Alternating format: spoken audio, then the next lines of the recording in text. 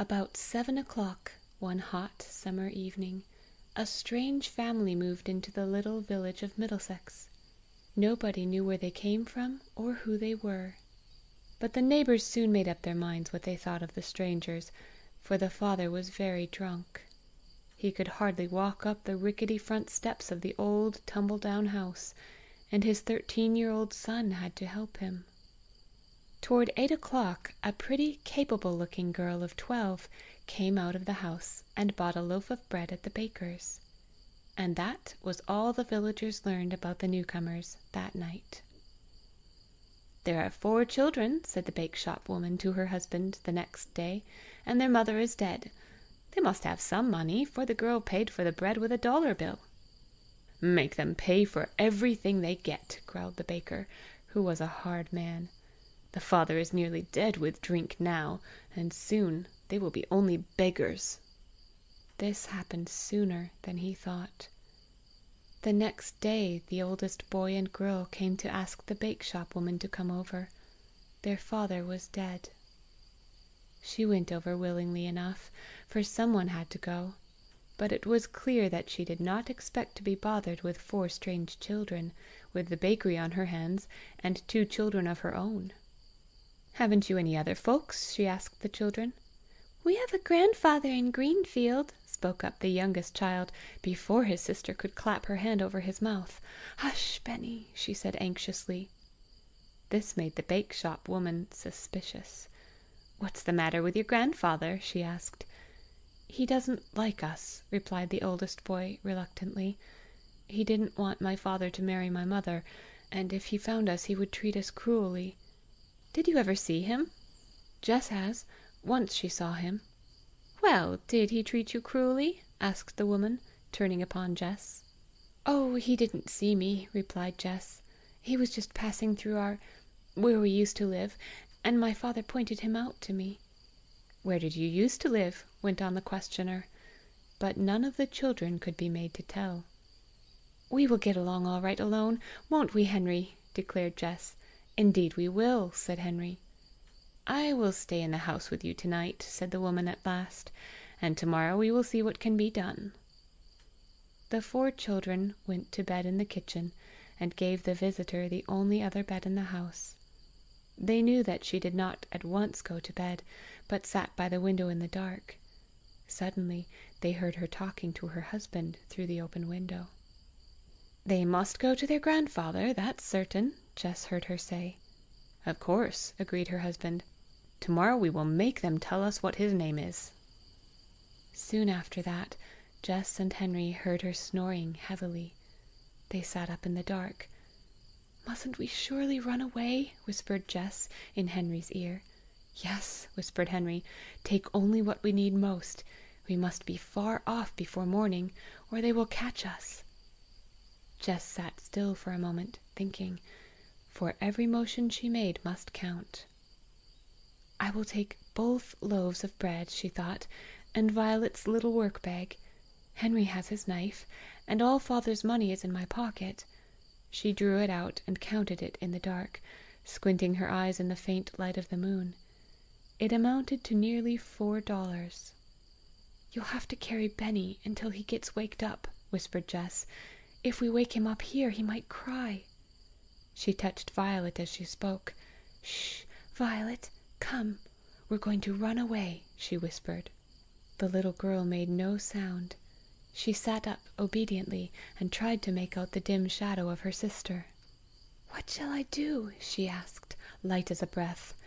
"Carry this," said Jess, handing her the work-bag and a box of matches. Jess tiptoed over to the tin box on the table, drew out the 2 loaves of bread, and slipped them into the laundry bag. She peered around the room for the last time, and then dropped 2 small clean towels and a cake of soap into the bag. "All right, pick him up," she said to Henry. Henry bent over the sleeping child and lifted him carefully. Jess took the laundry bag, turned the doorknob ever so softly, opened the door ever so slowly, and they tiptoed out in a ghostly procession. Jess shut the door with as much care as she had opened it, listened to the bake-shop woman's heavy snoring for a moment, and then they turned and picked their way without a sound to the country road. "She may wake up before morning, you know," whispered Henry. "We must do our fastest walking before then. If we can only get to another town before they find out we're gone, they won't know which way to go." Jess agreed, and they all walked briskly along in the faint moonlight. "How far can you carry Benny?" asked Violet. "Oh, at least a mile," said Henry confidently, although his arms were beginning to ache. Benny was 5 years old, and he was a fat, healthy boy as well. "I think we could all walk faster if we woke him up," said Jess decidedly. "We could each take his hand and almost carry him along." Henry knelt down by the roadside and set the little fellow against his knee. "Come, Benny, you must wake up now and walk," said Jess coaxingly. "Go away," Benny mumbled, with his eyes shut, trying to lie down again. "Let me try," Violet offered softly. "Say, Benny, you know little Cinnamon Bear ran away to find a nice warm bed for the winter. Now, you play your Cinnamon, and Henry and Jess will help you along, and we'll find a bed." Violet's little plan worked. Benny was never too cross to listen to the wonderful stories his sister Violet could tell about Cinnamon Bear. He stood up bravely and marched along, yawning, while his big brother and sister almost swung him between them. Not a soul passed them on the country road. All the houses they saw were dark and still, and when the first faint streaks of morning light showed in the sky, all 4 children were almost staggering with sleep. "I must go to sleep, Henry," murmured Jess at last. Little Benny was asleep already, and Henry was carrying him again. "The first place we come to, then," panted Henry. Violet said nothing, but she kept her eyes open. Finally she caught Henry's sleeve. "Couldn't we make that haystack do?" she asked, pointing across a newly mown field. "Indeed we could," said Henry thankfully. "What a big, enormous one it is! I was too sleepy to see it, I guess." "And see how far away from the farmhouse and barn it is, too!" echoed Jess. The sight gave them new courage. They climbed over 2 stone walls, got across a brook somehow with the heavy child, and arrived at the haystack. Henry laid his brother down and stretched his aching arms, while Jess began to burrow into the haystack. Violet, after a moment of watching her, did the same. "Here's his nest," said Jess sleepily, taking her head out of the deep round hole she had made. Henry lifted the child into the opening, and was pleased to see that he curled up instantly, smiling in his sleep. Jess pulled wisps of hay over the opening, so that it was absolutely invisible, and then proceeded to dig out a similar burrow for herself. "We can stay here just as long as we like, can't we, Henry?" she murmured, digging with her eyes shut. "We sure can," replied Henry. "You're an old brick, Jess. Get in and I'll pull the hay over the hole." Violet was already curled up in her nest, which was hidden so completely that Henry spoke to her to see if she were there. Then he wriggled himself backward into the haycock, without stopping to hollow it out, pulled a handful of hay over his head, and laid his head on his arm. Just as he did so, he heard a heavy voice say, "Now then, lass, get along." Then he heard the rumble of a milk wagon coming down a nearby lane, and he realized thankfully that they had hidden themselves just before the first farmer in the neighborhood had set off toward Middlesex with his milk cans. "He will say he didn't meet us coming this way," thought Henry, "so they will hunt for us the other way. And that will give us time to cover a lot more ground." He dropped asleep just as the roosters all over the valley began to answer each other. The roosters crowed and the hens clucked. The farmer's wife began to get breakfast, and the 4 children slept on. Dinner time came and went, and still they slept, for it must be remembered that they had been awake and walking during the whole night. In fact, it was nearly 7 o'clock in the evening when they awoke. Luckily, all the others awoke before Benny. "Can you hear me, Jess?" said Henry, speaking very low through the wall of hay. "Yes," answered Jess softly. "Let's make one big room of our nests." No sooner said than done. The boy and girl worked quickly and quietly until they could see each other. They pressed the hay back firmly until they had made their way into Violet's little room, and then she in turn groped until she found Benny. "Hello, little Cinnamon," whispered Violet playfully. And Benny at once made up his mind to laugh instead of cry, but laughing out loud was almost as bad, so Henry took his little brother on the hay beside him, and talked to him seriously. "You're old enough now, Benny, to understand what I say to you. Now listen. When I tell you to keep still after this, that means you're to stop crying if you're crying, or stop laughing if you're laughing, and be just as still as you possibly can. If you don't mind, you will be in danger. Do you understand?" "Don't I have to mind Jess and Violet too?" asked Benny. "Absolutely," said Henry. "You have to mind us all, every one of us." Benny thought a minute. "Can't I ask for what I want any more?" he said. "Indeed you can!" cried Jess and Henry together. "What is it you want?" "I'm awful hungry," said Benny anxiously. Henry's brow cleared. "Good old Benny," he said. "We're just going to have supper. Or is it breakfast?" Jess drew out the fragrant loaf of bread. She cut it with Henry's jackknife into 4 quarters, and she and Henry took the 2 crusty ends themselves. "That's because we have to be the strongest, and crusts make you strong," explained Jess. Violet looked at her older sister. She thought she knew why Jess took the crust, but she did not speak. "We will stay here till dark, and then we'll go on with our journey," said Henry cheerfully. "I want a drink," announced Benny. "A drink you'll have," Henry promised, "but you'll have to wait till it's really dark. If we should creep out to the brook now, and anyone saw us—" He did not finish his sentence, but Benny realized that he must wait. He was much refreshed from his long sleep, and felt very lively. Violet had all she could do to keep him amused, even with Cinnamon Bear and his 5 brothers. At last Henry peeped out. It was after 9 o'clock. There were lights in the farmhouse still, but they were all upstairs. "We can at least get a drink now," he said, and the children crept quietly to the noisy little brook, not far from the haystack. "Cup," said Benny. "No, you'll have to lie down and drink with your mouth," Jess explained, and so they did. Never did water taste so cool and delicious as it did that night to the thirsty children. When they had finished drinking, they jumped the brook, ran quickly over the fields to the wall, and once more found themselves on the road. "If we meet anyone," said Jess, "we must all crouch behind bushes until he has gone by."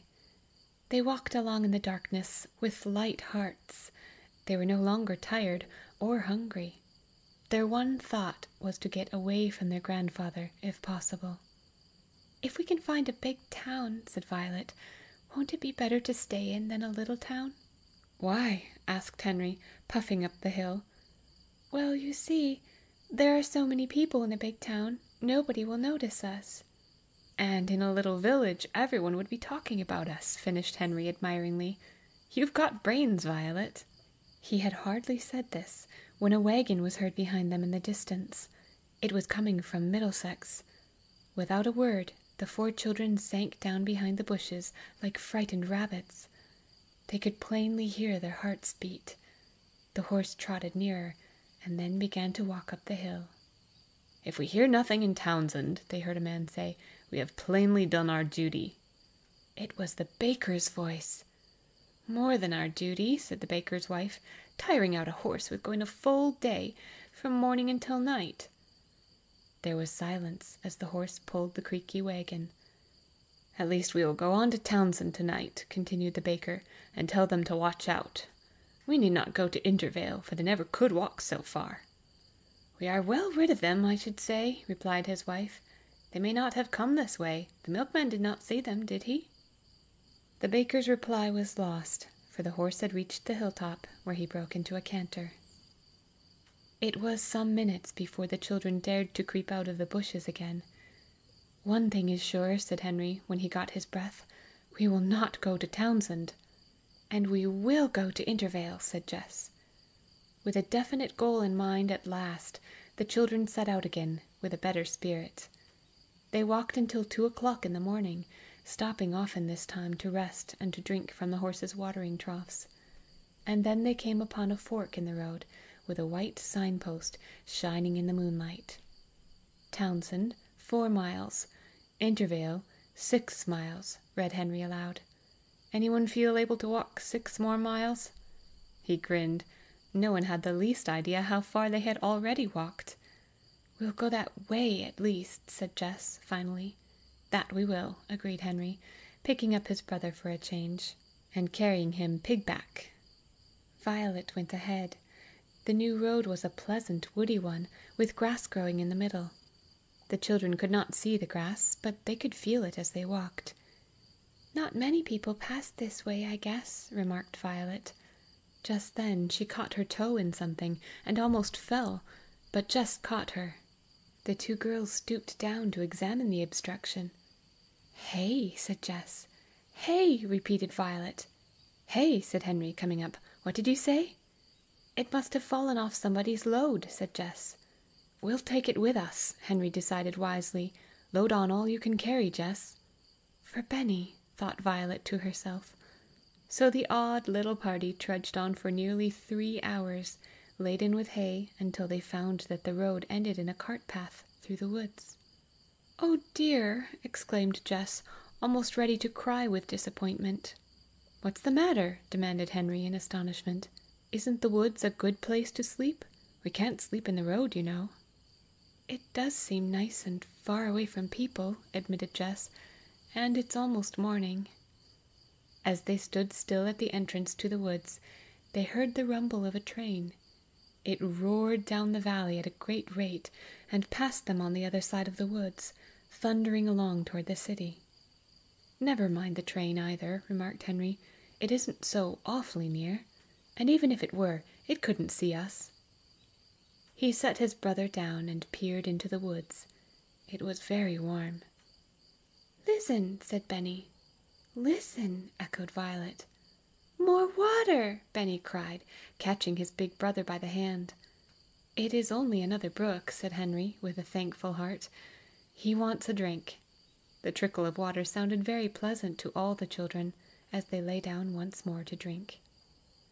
Benny was too sleepy to eat. Jess quickly found a dry spot, thick with moss, between 2 stones. Upon this moss the 3 older children spread the hay in the shape of an oval bed. Benny tumbled into it with a great sigh of satisfaction, while his sisters tucked the hay around him. "Pine needles up here, Jess," called Henry from the slope. Each of them quickly scraped together a fragrant pile for a pillow, and once more lay down to sleep, with hardly a thought of fear. "I only hope we won't have a thunderstorm," said Jess to herself, as she shut her tired eyes. And she did not open them for a long time, although the dark grey clouds piled higher and more thickly over the sleeping children. When Jess opened her eyes, it must have been about 10 o'clock in the morning. She sat up and looked all around her. She could dimly see the opening where they had come into the woods. She looked around to see that her family was still safely by her. Then she looked up at the sky. At first she thought it must still be night, and then she realized that the darkness was caused by an approaching storm. Whatever shall we do now?" demanded Jess of the air. She got up and looked in every direction for shelter. She even walked quite a little way into the woods and down a hill, and there she stood, not knowing what to do next. "I shall have to wake Henry up," she said at last. "Only how I hate to." As she spoke, she glanced into the forest, and her feet felt as if they were nailed to the ground. She could not stir. Faintly, outlined among the trees, Jess saw an old freight or box car. Her first thought was one of fear, her second, hope for shelter. As she thought of shelter, her feet moved, and she stumbled toward it. It really was a freight car, She felt of it. It stood on rusty broken rails which were nearly covered with dead leaves. Then the thunder cracked overhead.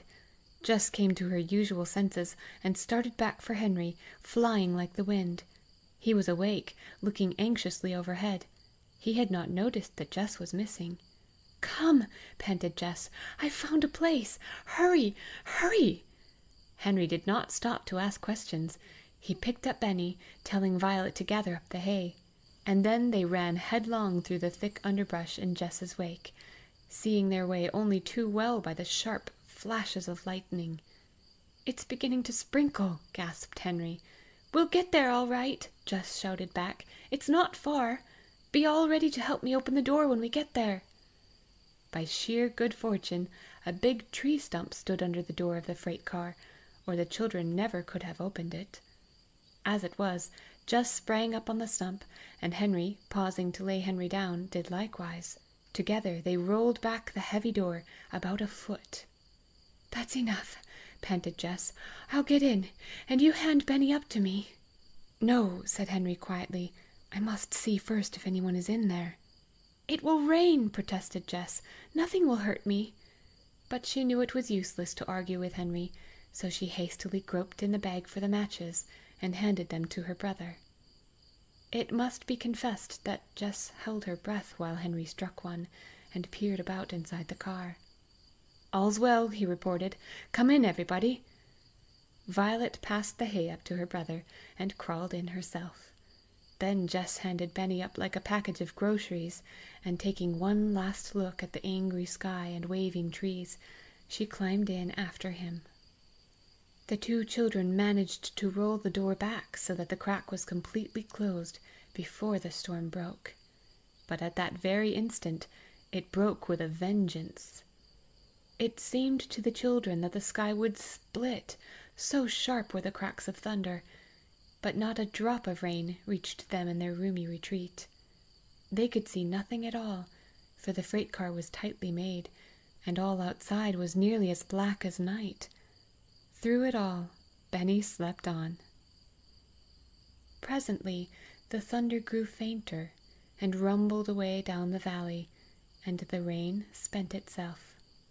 Only the drip from the trees on the top of the car could be heard. Then Henry ventured to open the door.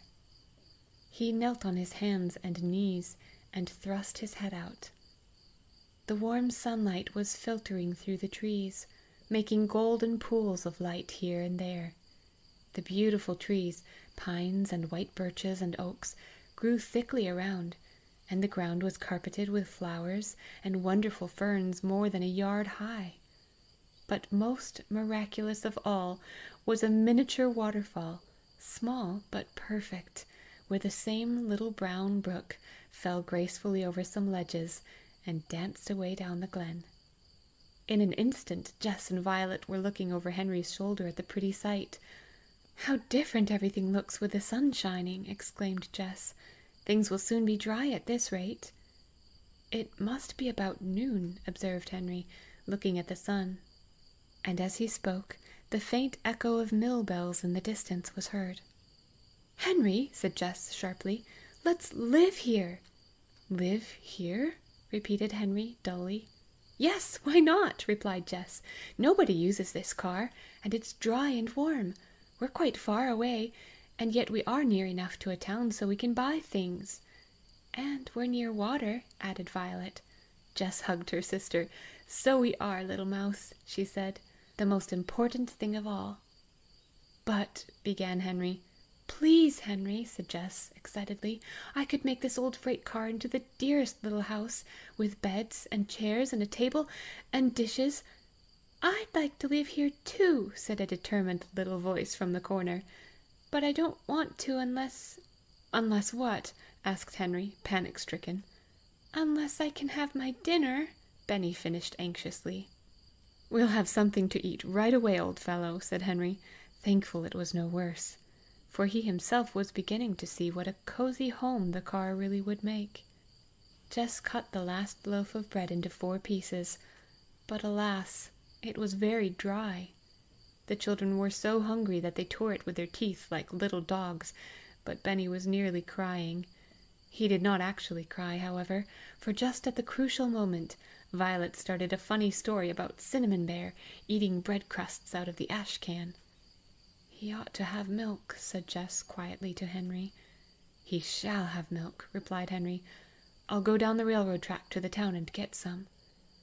Jess counted out $1 in 10 dimes and handed it to Henry. "By the time our $4 are gone, you will have some work to do," she said. All the same, Henry did not like to begin his trip. "How I hate to leave you alone, Jess," he said miserably. "Oh, don't you worry," began Jess lightly. "We'll have a surprise for you when you come back. You just wait and see." And she nodded her head wisely as Henry walked off through the woods. The moment he was out of sight, she turned to Benny and Violet. "Now, children," she said, "what do you think we're going to do? Do you know what I saw over in the sunny part of the woods?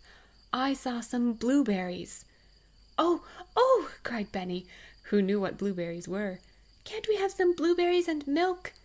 "We certainly," began Jess, but the sentence was never finished, for a sharp crackle of dry leaves was heard. Something was moving in the woods. "Keep still," whispered Jess. Benny obeyed. The 3 children were as motionless as stone images, huddled inside the freight car. Jess opened her mouth in order to breathe at all. Her heart was thumping so wildly. She watched like a cat through the open door, in the direction of the rustling noise. And in a moment the trembling bushes parted, and out crawled a dog. He was an Airedale, and was pulling himself along on 3 legs, whimpering softly. Jess drew a long breath of relief, and said to the children, "It's all right, only a dog, but he seems to be hurt." At the sound of her voice, the dog lifted his eyes and wagged his tail feebly. He held up his front foot. "Poor doggy," murmured Jess soothingly, as she clambered out of the car. "Let Jess see your poor lame foot." She approached the dog carefully, for she remembered that her mother had always told her never to touch a strange dog unless he wagged his tail. But this dog's tail was wagging, certainly, so Jess bent over without fear to look at the paw. An exclamation of pity escaped her when she saw it, for a stiff, sharp thorn had been driven completely through one of the cushions of the dog's foot, and around it the blood had dried. "I guess I can fix that," said Jess briskly, "but taking the thorn out is going to hurt you, old fellow." The dog looked up at her as she laid his paw down and licked her hand. "Come here, Violet and Benny," directed Jess.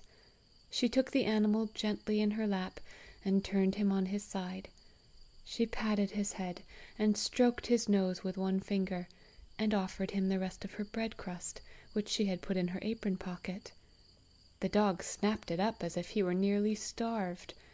Then she held the soft paw firmly with her left hand, and pulled steadily on the thorn with her right hand. The dog did not utter a sound. He lay motionless in her lap until the thorn suddenly let go and lay in Jess's hand. "Good, good!" cried Violet. "Wet my handkerchief," Jess ordered briskly. Violet did so, dipping it in the running brook. Jess wrapped the cool, wet folds around the hot paw, and gently squeezed it against the wound, the dog meanwhile trying to lick her hands. "We'll surprise Henry, won't we?" laughed Benny delightedly. "Now we got a dog!" "To be sure," said Jess, struck with the thought. "But that isn't what I intended for a surprise. You know I was intending to get a lot of blueberries, and maybe find some old dishes in a dump or something." "Can't we look while you hold the dog?" asked Violet anxiously. "Of course you can, pet," said Jess. "Look over there by those rocks." Benny and Violet scrambled through the underbrush to the place Jess pointed out, and investigated. But they did not hunt long, for the blueberries were so thick that the bushes almost bent over with their weight. "Oh, Jessie!" screamed Benny.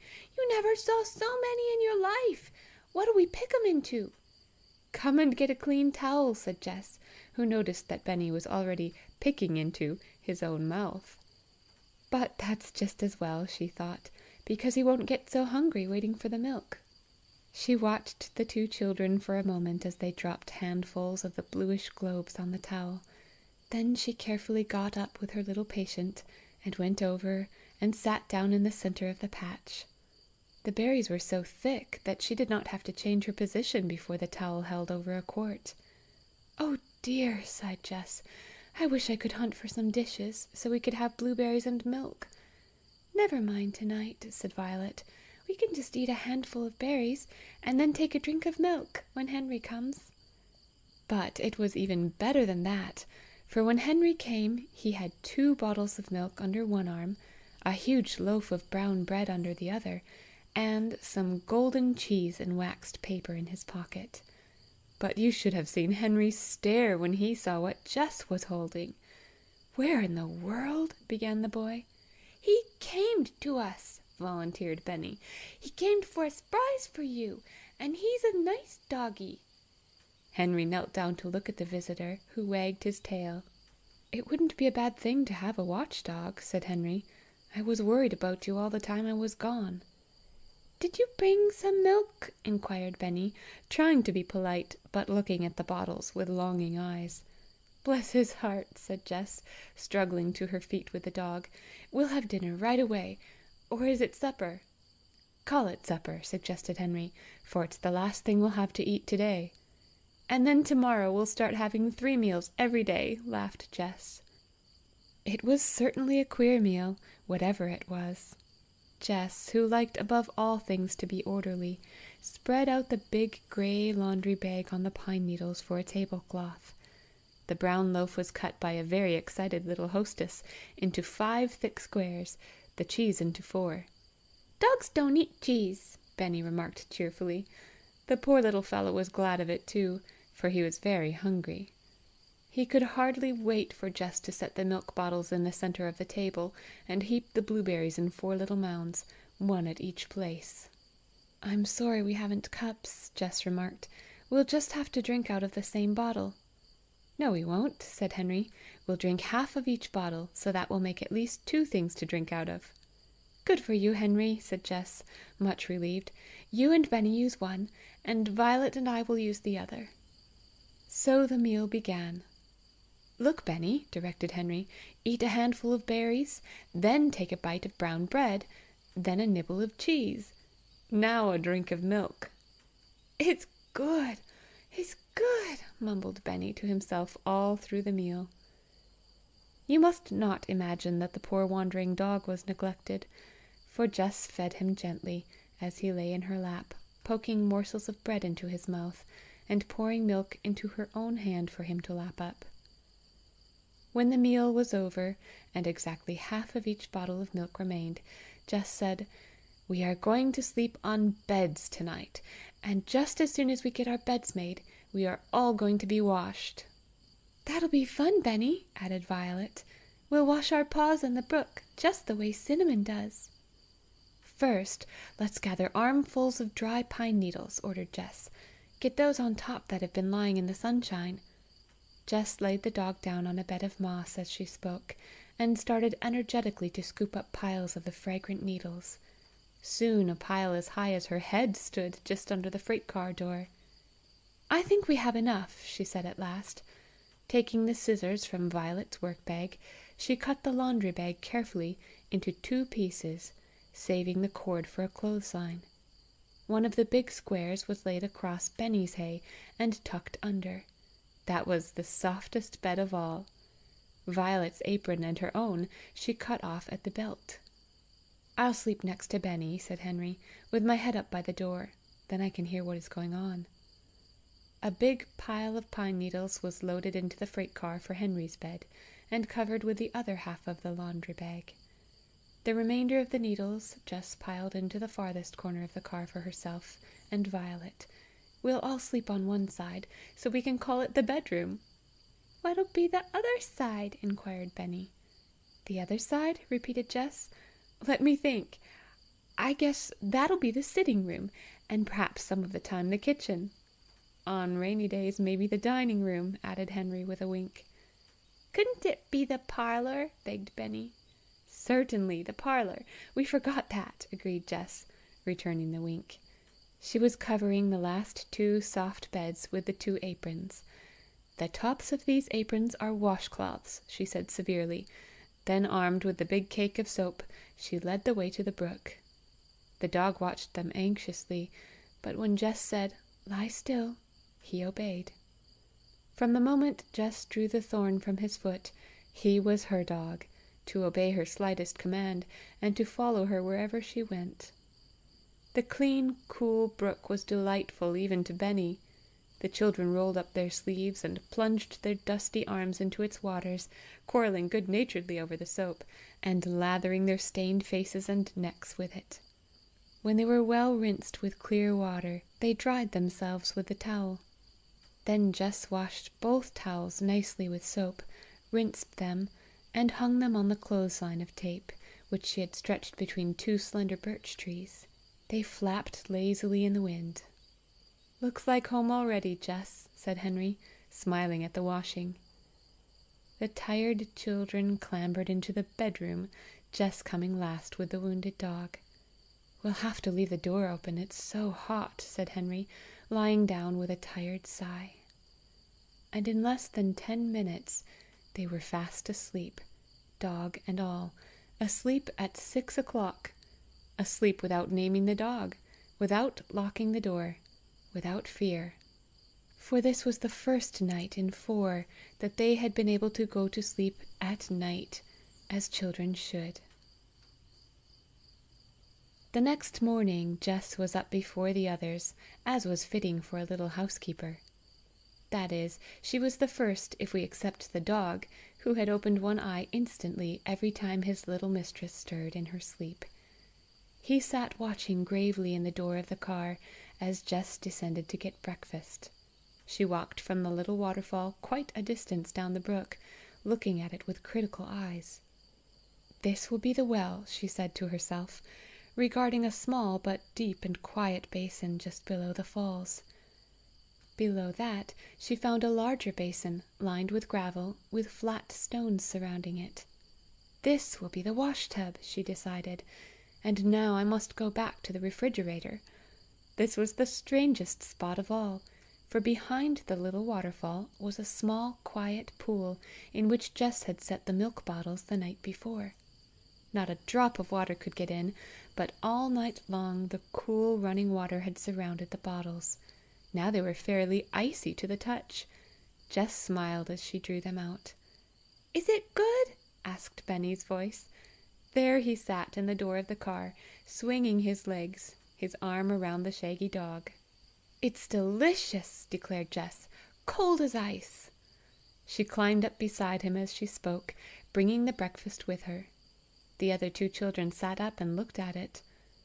"Today, Jess," began Henry, "I will go back to town and try to get a job mowing lawns or something. Then we can afford to have something besides milk for breakfast." Milk suited Benny very well, however, so the older children allowed him to drink rather more than his share. Henry did not waste any time talking. He brushed his hair as well as he could without a brush, rolled down his sleeves, and started for town with the second $1. "Glad you've got a dog, Jess," he called back, as he waved his straw hat.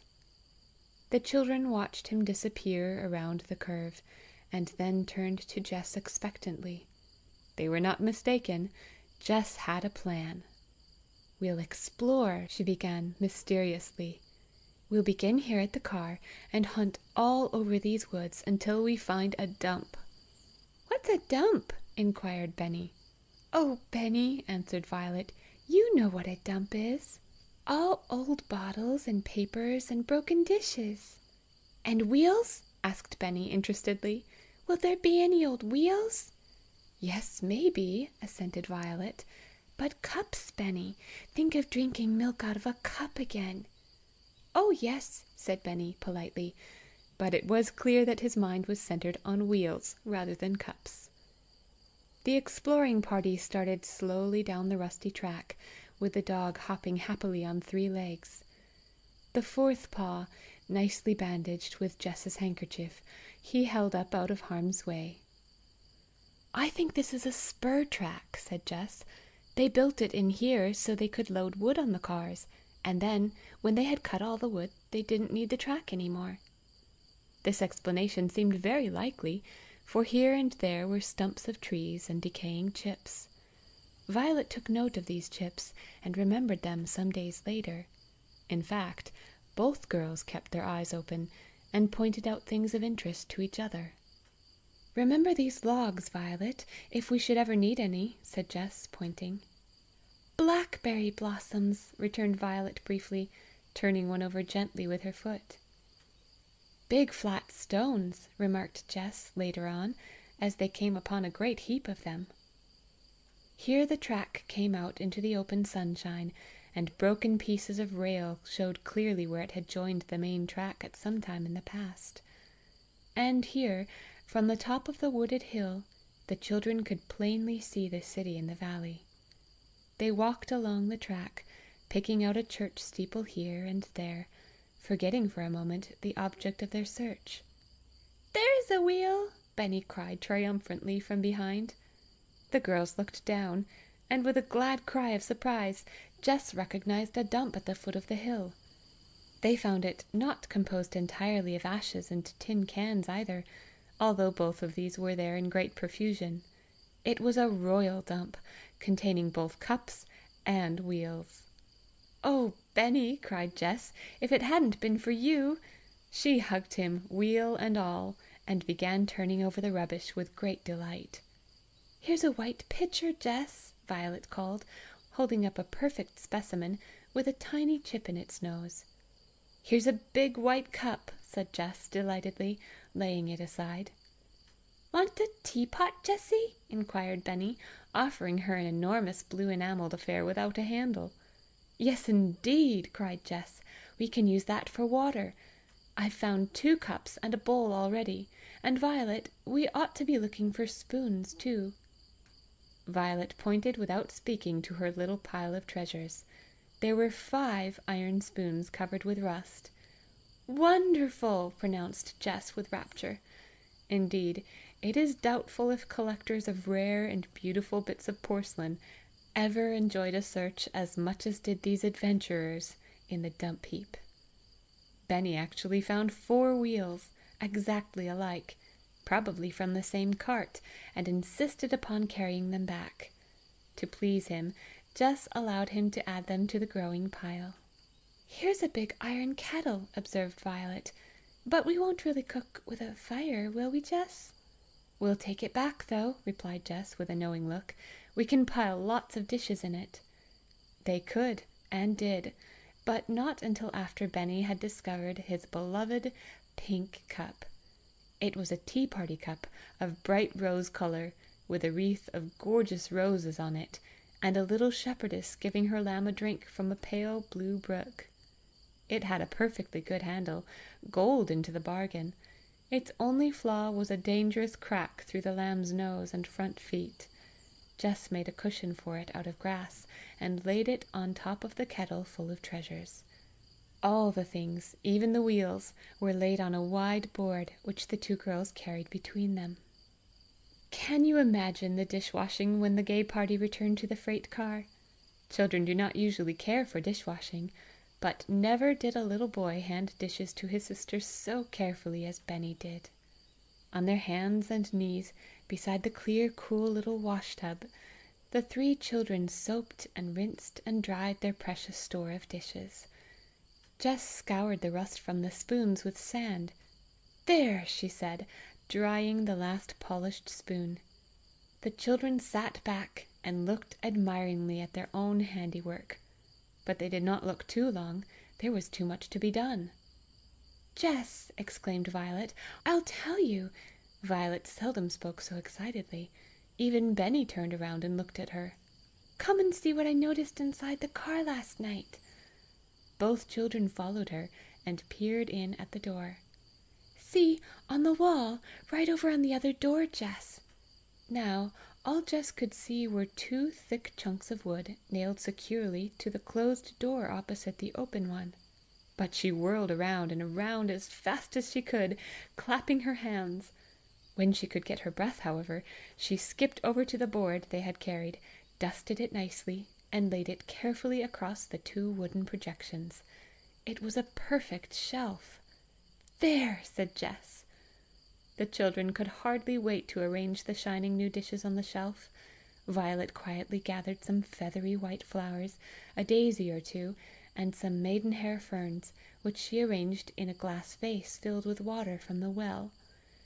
This she put in the middle, with the broken edge hidden. "There!" said Jess. "You said 'there' 3 times, Jessie," remarked Benny contentedly. "So I did," replied Jess, laughing, "but I'm going to say it again." She pointed and said, "There!" Henry was coming up the path. Henry had all sorts of packages under his arm and in his pockets, but he wouldn't open them or tell a thing about his adventures until dinner was ready, he said. "Jess, you're a wonder!" he exclaimed when he saw the dishes and the shelf. The big kettle was selected, and they all began to pick blueberries as fast as they could, telling Henry meanwhile all about the wonderful dump. At last the tablecloth was spread, and Henry unwrapped his parcels before the whole excited family. "I bought some more brown bread," he said, producing the loaves, "and some more milk, in the same little store where I went yesterday. It's kept by a little old man, and it's called a delicatessen shop. He has everything in his store to eat.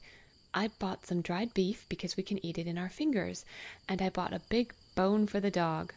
"His name is Watch," Jess interrupted. "All right," said Henry, accepting the name. "I bought a bone for Watch." Watch fell on the bone as if he were famished, which indeed he nearly was.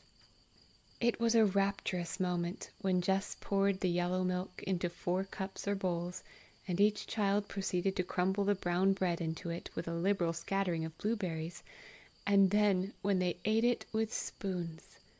Nobody was able to speak a word for several minutes. Then Henry began slowly to tell his tale. "I earned $1 just this morning," he began proudly. "I walked along the first shady street I came to, nice houses, you know, and there was a fellow out mowing his own lawn. He's a nice fellow, too, I can tell you, a young doctor."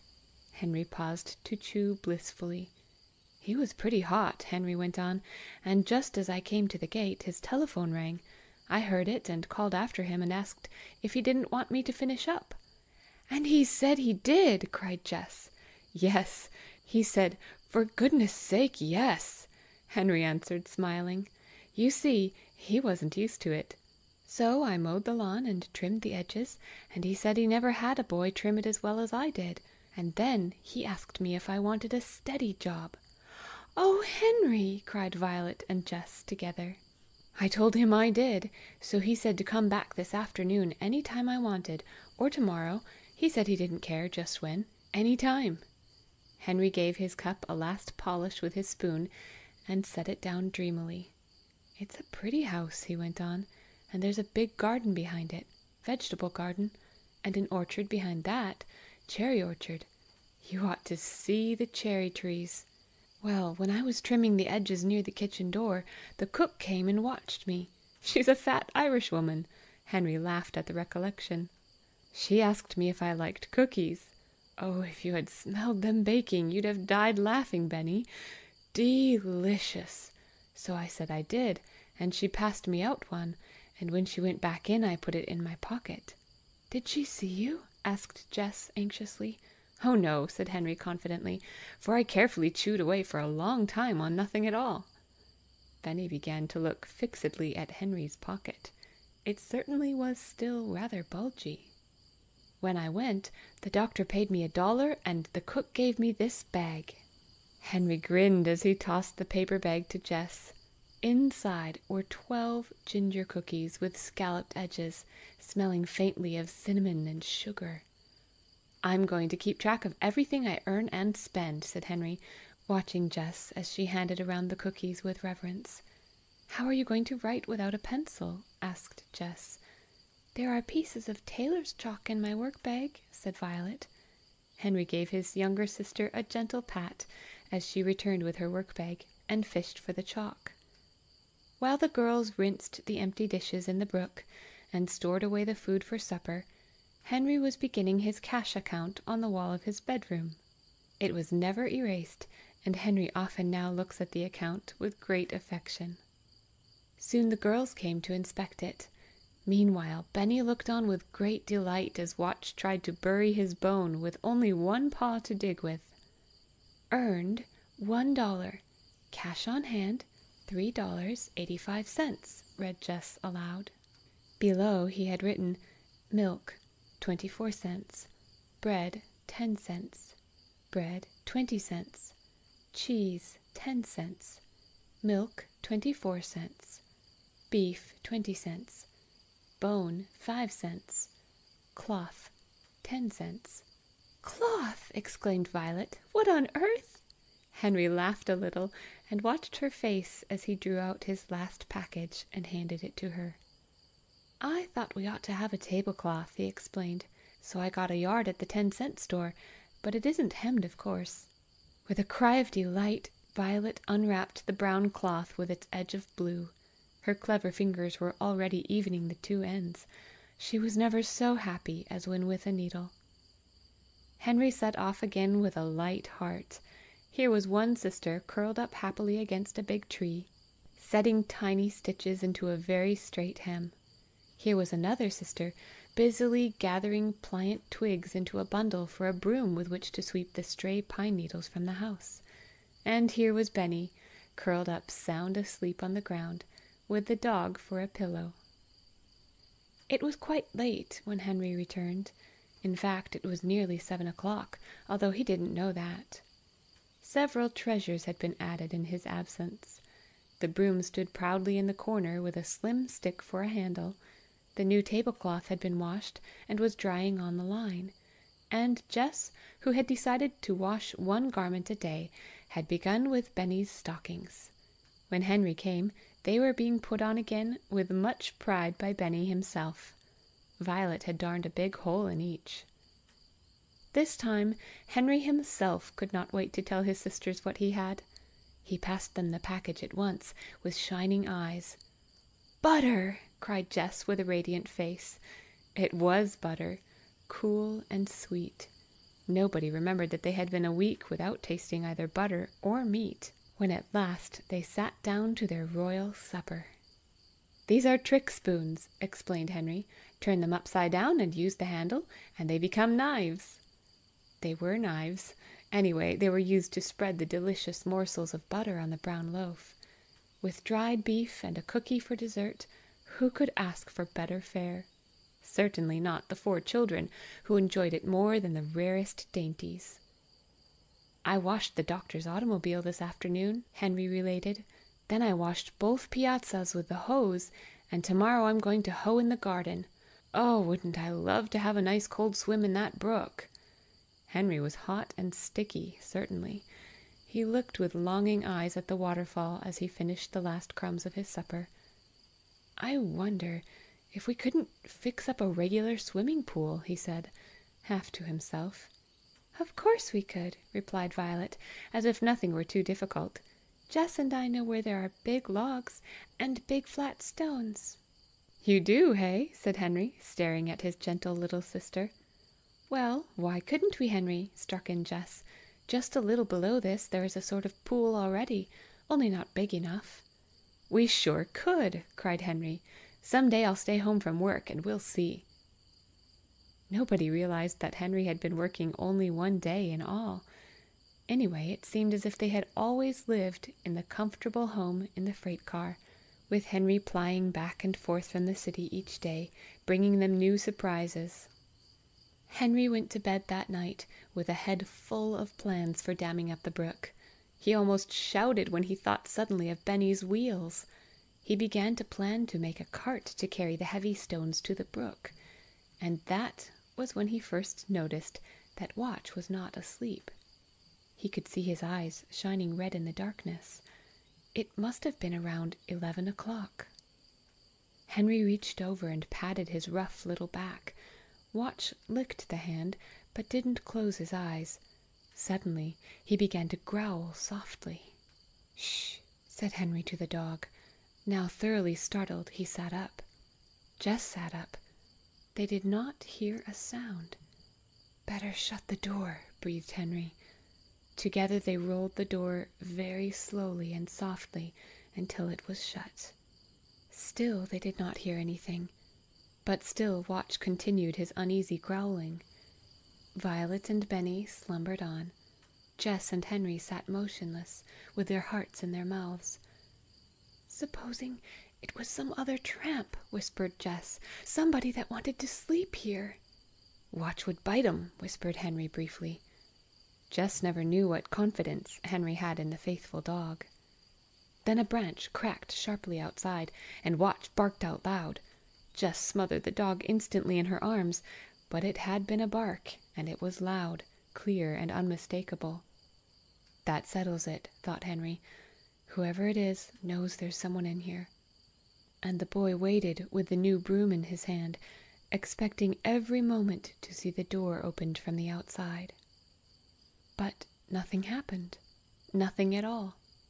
The children sat in perfect silence for at least a half hour, and nothing more was heard. Watch sniffed a little when Henry finally rolled the door open again, but he then turned around 3 times and lay down beside Jess, apparently satisfied at last. Taking the dog's conduct as a sure guide, Henry composed himself for sleep. "It must have been a rabbit or something," he said to Jess. The occupants of the freight car slept peacefully until morning. Jess and Henry had a short committee meeting the next morning before the others awoke. It was agreed that nobody should be allowed to stray off into the woods alone, not even the dog. And with much mystery, Henry left some orders with all of them as to what they should build for him during the morning. "What for?" asked Benny. "Shan't tell, old fellow," teased Henry. "You just build it, and you'll see later." So Henry walked briskly through the woods, feeling sure that the noise in the night had been made by a rabbit. Having no watch, Henry made a slight mistake by appearing at the young doctor's door before 8 o'clock. He was just in time to meet the doctor coming in from a night call. If Henry had not been so eager to begin work, he would have noticed how the young man's dark eyes examined him from head to foot, even to his plastered hair, wet with brook water. It was not the doctor who directed his work, but the doctor's mother, the sweet-faced Mrs. McAllister, whose heart was centered in her son and her vegetable garden. Her heart warmed to the boy when she saw how carefully he thinned out the carrots, which had been sadly neglected. "I have been so busy," she declared, "that I have actually stayed awake nights worrying about these carrots. There, see that?" She pulled out a fairly good-sized carrot as she spoke. It had to come out, for it was much too near its neighbours. In fact, when Henry had thinned out half a row, he had quite a little pile of eatable carrots, each as large as his thumb. When Mrs. McAllister saw Henry deftly press the earth back again around the carrots which remained standing, she left him quietly with a smile. Here was a gardener whom she could trust. Henry worked steadily in the hot sun, completing row after row of carrots, parsnips, and onions. When the mill bells rang at noon, he worked on, without noticing that his employer was again watching him. When he did at last notice her, he asked her, smiling, what she wanted done with the things he had pulled up. "Oh, throw them away," she said indifferently. "Toss them over into the orchard, and sometime we'll burn them when they get dry." "Do you mind if I take them myself?" asked Henry, hesitatingly. "Oh, no," said Mrs. McAllister, cordially. "Have you chickens? That will be fine." Henry was thankful that she went right along without waiting for an answer. But in a way he did have chickens, he thought. "You must stop working now," she said. "Any time you want to do something, there will be a place for you here." She gave him a $1 bill, and left the delighted boy with the piles of precious little vegetables. As long as Henry expected to return so soon, he hastily selected an orderly bunch of the largest of the carrots and the smallest of the onions. He added a few of the miniature parsnips for good measure. They looked like dolls' vegetables. When Henry walked down the drive with his bouquet, he would have seen a face at the window if he had looked up. But he did not look up. He was too anxious to get to the little old man's shop and order his meat. So it happened that Henry walked in upon his little family at about 2 o'clock with all the materials for a feast. The feast could not be made ready before night, Jess hastened to explain to Benny, who was perfectly satisfied anyway with bread and milk in his pink cup. "Your building is done," Benny informed his brother. "I builded lots of it." "He really did," agreed Violet, leading the way to the sunny open spot, a trifle behind the house. The "building" was a fireplace. With an enormous amount of labour, the children had made quite a hollow at the base of a rock. This was lined completely with flat stones. More flat stones had been set on end to keep out the wind. On top of the stones lay the most wonderful collection of firewood that you can imagine, all ready to light. There were chips and bits of crumpled paper, pine cones, and dry twigs. Beside the big rock was a wood pile. The children had apparently been working like beavers all the morning. Jess had found a heavy wire in the dump and had fastened it between 2 trees. On the wire the kettle swung merrily. "Fine, fine!" shouted Henry when he saw it. "I couldn't have done it so well myself." And he honestly believed it. "We have dinner at night here," observed Jess impressively. "What did you buy?" When the girls saw the tiny vegetables, they began with cries of delight to cut them from their stalks with Henry's knife and a broken paring knife.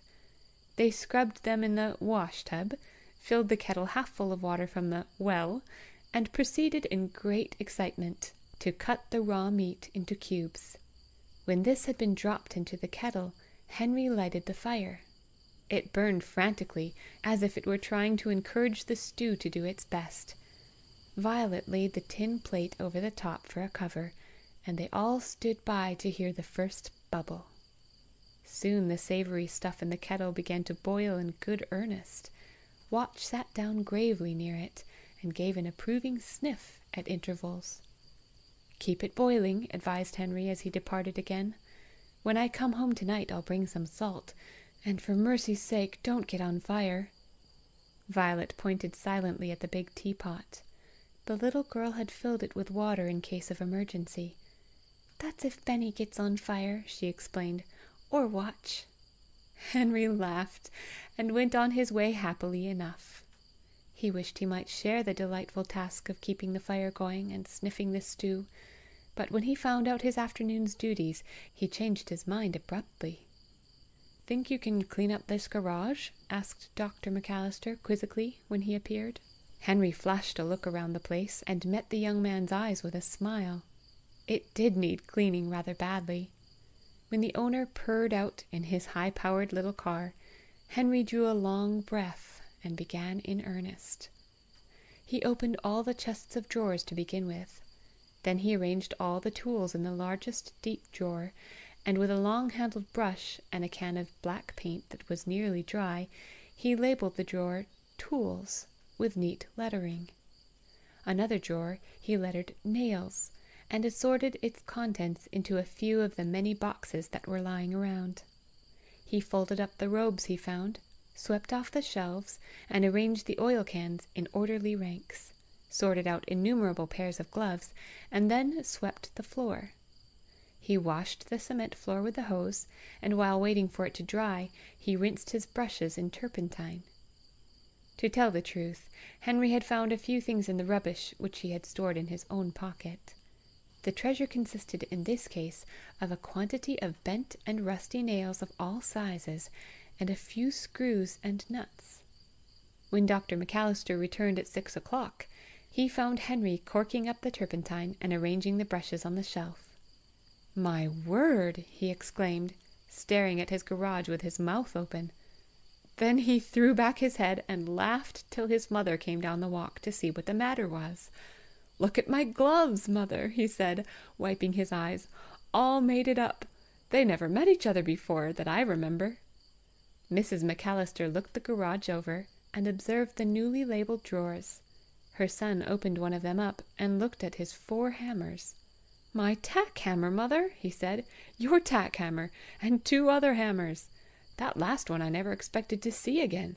If you can use it, you may have it, my boy." Now, it is no exaggeration to say that at that moment, if Henry had been asked what he wanted most of anything in the world, he would have answered without any hesitation whatever, a hammer.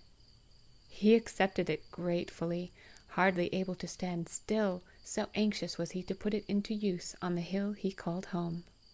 "Tomorrow's Sunday," said the doctor. "Shall I see you on Monday?" "Oh, yes," replied Henry, who had lost all track of the days.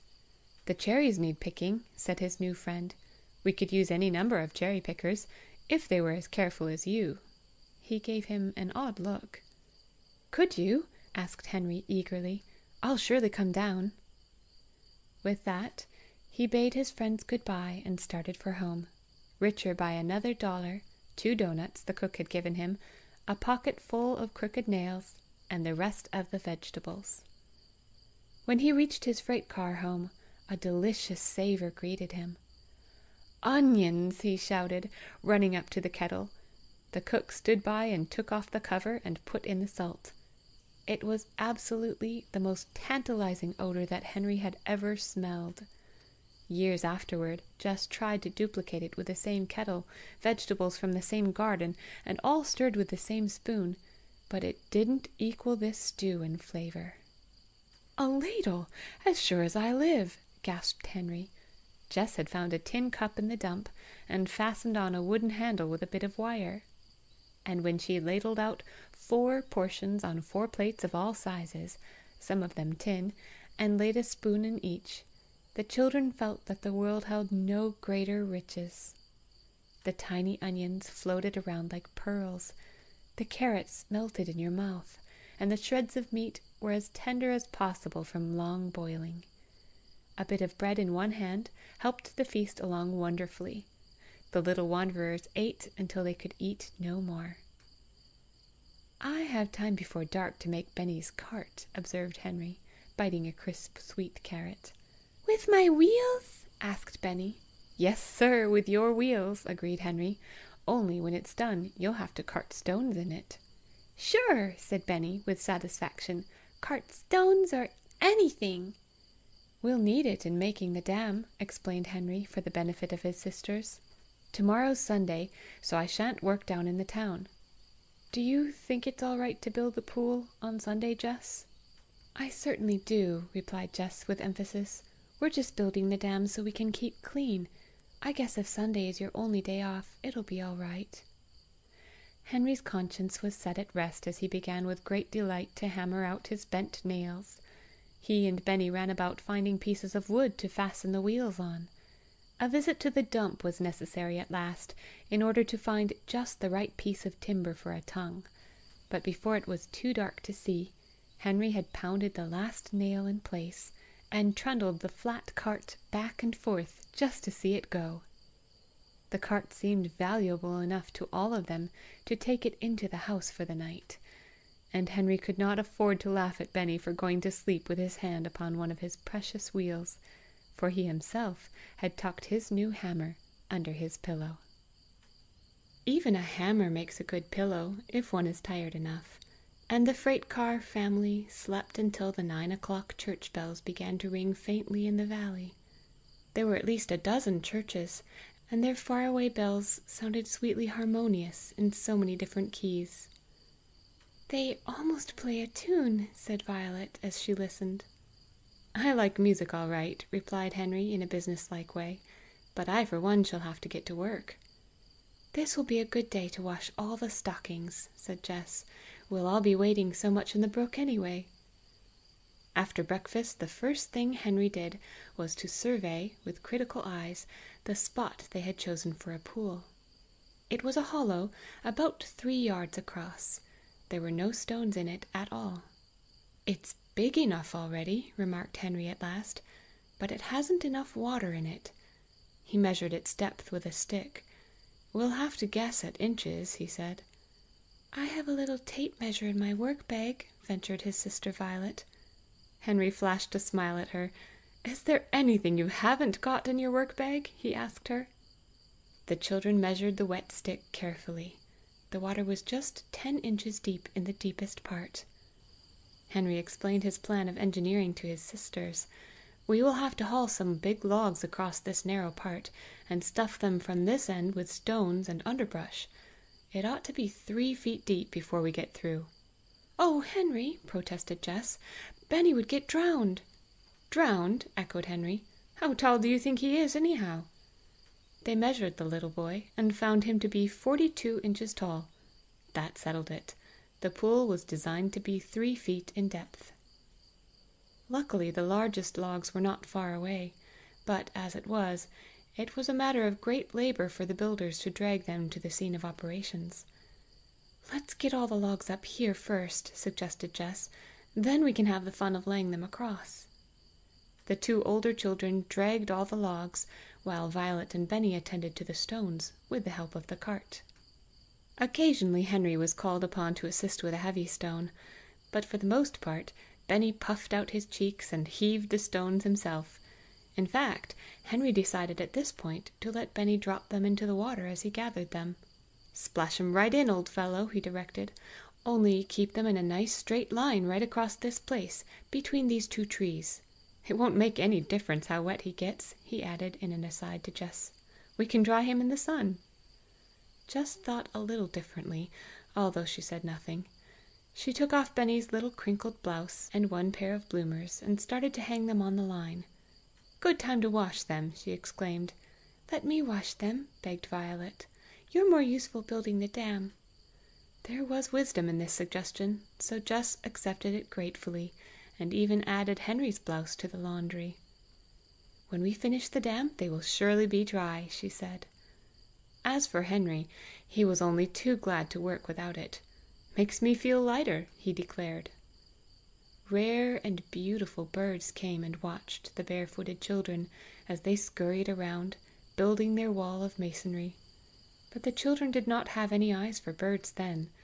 They watched with delighted eyes as each stone was added to the wall under the clear water, and it began to rise almost to the surface. "That makes a solid foundation for the logs, you see," explained Henry with pride. "They won't be floating off downstream the minute we lay them on." Then at last the time arrived when they were to lay the logs on. "Let's wedge the first one between these 2 trees," said Jess, with a happy thought. "Then if each end of the log is on the upper side of the trees, the harder the water pounds, the tighter the dam gets." "Good work!" exclaimed Henry admiringly. "That's just what we'll do." But the children were not at all prepared for what happened the moment the first big log was splashed into its place on top of the stone wall. The water, defeated in its course down the rocky bed, gurgled and chased about as it met the opposing log, and found every possible hole to escape. "Leaks," said Henry briefly, as the water began to rush around both ends and pour over the top of the log. "We'll make the logs so thick it can't get through. We'll lay 3 logs across, with 3 logs on top of them, and 3 more on top of that." The children set about stubbornly to accomplish this. Violet held great sprays of fine underbrush in place until each log was laid. Wetter children never were seen, but nobody cared. They resolutely plugged the ends with more stones, more underbrush, and more logs. Each time a leak was discovered, someone dropped a stone over it. Even Benny caught the fever of conquering the mischievous water, which slipped from their grasp like quicksilver. When the 3 top logs were at last dropped into place, the excited children sat down to watch the pool fill. This it did slowly. Finding now no means of exit, the water was quieter. It rose steadily up the barricade of logs. It widened beautifully. Henry could not sit still. "It slopes," he cried. "See how clear it is! And still! See how still it is!" And then the water began to overflow the logs. It spilled over the top with a delightful curve, and on the other side it formed a second waterfall, not high and narrow and graceful like the natural fall above, but very low and wide, "just like a regular mill dam," said Henry. He held the measuring stick out as far as he could and plunged it into the water. It lacked an inch of being 3 feet deep. "Deep enough," he declared. In fact, it looked so deep that Benny could not conceal a slight fear. "That's the beauty of the slope," observed Jess. "Benny can wade in just as far as he wants to, and no farther. We all know what the bed of the pool is like: no holes or stones." The girls had to leave to prepare supper, but Henry could not be persuaded to leave the wonderful swimming pool. "I'd rather swim than eat," he said. Luckily for the children, their supply of provisions was the largest of any day since their flight. The girls lighted the fire and heated up the remainder of the stew and cut the bread. The butter, hard and cold in the refrigerator, was taken out, and 4 portions cut from it. The 2 doughnuts made 4 half-rings for dessert. The cooks rang the dinner bell. This was an ingenious arrangement, hung on a low branch. It consisted of a piece of bent steel swung on a string. Violet hit it sharply with another piece of steel. It sounded deeply and musically through the woods, and the boys understood it and obeyed at once. It was evident the moment they appeared that at least 3 of the family had been swimming. Watch shook himself violently at intervals, spattering water drops in all directions. Henry and Benny, fresh and radiant, with plastered hair and clean, dry stockings and blouses, apparently liked to swim and eat too. "You can actually swim a few strokes in it, Jess, if you're careful," Henry said, with excusable pride, as he sat down to dinner. Building a dam is wonderful sauce for a dinner. "I think stew is much better this second day," observed Benny, eating hungrily. There remained 2 more adventures for the eventful day. The girls cut their hair. Violet's dark curls came off first. "They're awfully in the way," explained Violet, "and so much trouble when you're working."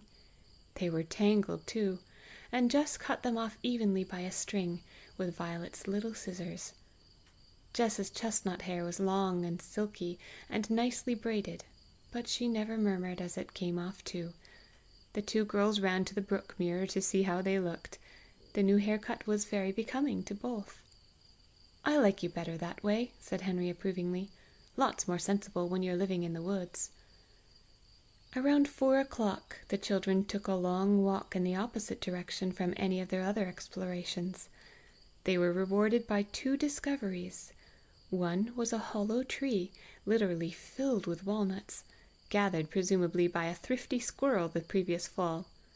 The other discovery frightened them a little, just at first, for with bristling back and a loud bark, Watch suddenly began to rout out something in the leaves, and that something began to cackle and half run and half fly from the intruders. It was a runaway hen. The children succeeded in catching the dog and reducing him to order, although it was clear he liked very much to chase hens.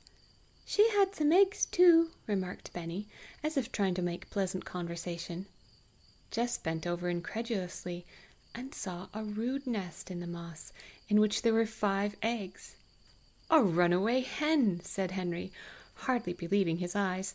"She wants to hide her nest and raise chickens." The children had no scruples at all about taking the eggs. "Almost a gift from heaven," said Violet, stroking one of the eggs with a delicate finger. "It wouldn't be polite to refuse them." Scrambled eggs made a delicious supper for the children. Jess broke all the eggs into the biggest bowl, and beat them vigorously with a spoon until they were light and foamy. Then she added milk and salt, and delegated Violet to beat them some more, while she prepared the fire. The big kettle, empty and clean, was hung over the low fire, and butter was dropped in. Jess watched it anxiously, tipping the kettle slightly in all directions. When the butter had reached the exact shade of brown, Jess poured in the eggs and stirred them carefully, holding her skirts away from the fire. She was amply repaid for her care when she saw her family attack the meal. Clearly, this was a feast day. "We shall have to be satisfied tomorrow to live on bread and milk," she observed, scraping up the last delicious morsel. But when tomorrow came, they had more than bread and milk, as you will soon see. Henry meditated a while all to himself early the next morning as to whether he ought to take anyone with him for the cherry picking. He certainly said he could use more than one, he mused. Failing to decide the question, he laid it before his sisters as they ate bread and milk for breakfast. "I can't see any reason, except one, why we shouldn't all go," said Jess. "What's that?" asked Henry. "Well, you see, there are 4 of us, and supposing grandfather is looking for us, it will be easier to find 4 than 1. "True," agreed Henry. "But supposing we went down the hill and through the streets 2 by 2, and you took watch?" It was finally agreed that Henry and Benny would attract very little attention together. Violet and Jess would follow with the dog, who would trace Henry. And so they set out. They took down the clothesline and closed the car door. Everything instantly looked as lonesome as heart could wish. Even the merry little brook looked deserted. When the children arrived at the McAllister orchard, they soon saw that they were not the only workers. 2 hired men and the young doctor himself were carrying ladders and baskets from the barn, and the Irish cook was bringing piles of square baskets from the house, the kind that strawberries are sold in. "The girls can pick cherries as well as I can," said Henry, introducing his sisters. "Benny ought not to climb very tall trees, but we had to bring him." "Benny can carry the baskets, perhaps," suggested the doctor, much amused. "You see, this is a cherry year, and we have to work quickly when we once begin. Perhaps he could fill the small baskets from the big ones." It was a cherry year, certainly. There were 2 varieties in the orchard, the pale yellow kind with a red cheek, and the deep crimson ones which were just as red in the centre as they were on the outside. The red ones were huge, bursting with juice, and the trees were laden full with the luscious fruit. Even the air was perfumed. It was a pretty sight that the doctor finally turned his back upon when he went on his calls. Henry, slim, tanned, and graceful, picked rapidly from the tallest ladder in the largest tree. The 2 girls in their sensible bloomer suits could climb like cats. They leaned against the ladders easily about halfway up, their fluffy short hair gleaming in the sun. Benny trotted to and fro, waiting upon the busy pickers, his cheeks as red as the cherries themselves. "Eat all you want," Dr. McAllister called back. They did not really obey this command, but occasionally a set of white teeth bit into one of the glorious ox hearts. In less than an hour, Benny had made 5 firm friends. The hired men joked with him, the cook petted him, the young doctor laughed at him delightedly, and sweet Mrs. McAllister fell in love with him. Finally, he seated himself comfortably at her side under the trees, and filled square boxes with great care under her direction. "I never had such a cheerful crowd of cherry pickers before," Mrs. McAllister said at last. "I'd much rather stay out here than go into the house where it is cool." Evidently Mary the cook felt the same way, for she kept coming to the orchard for some reason or other.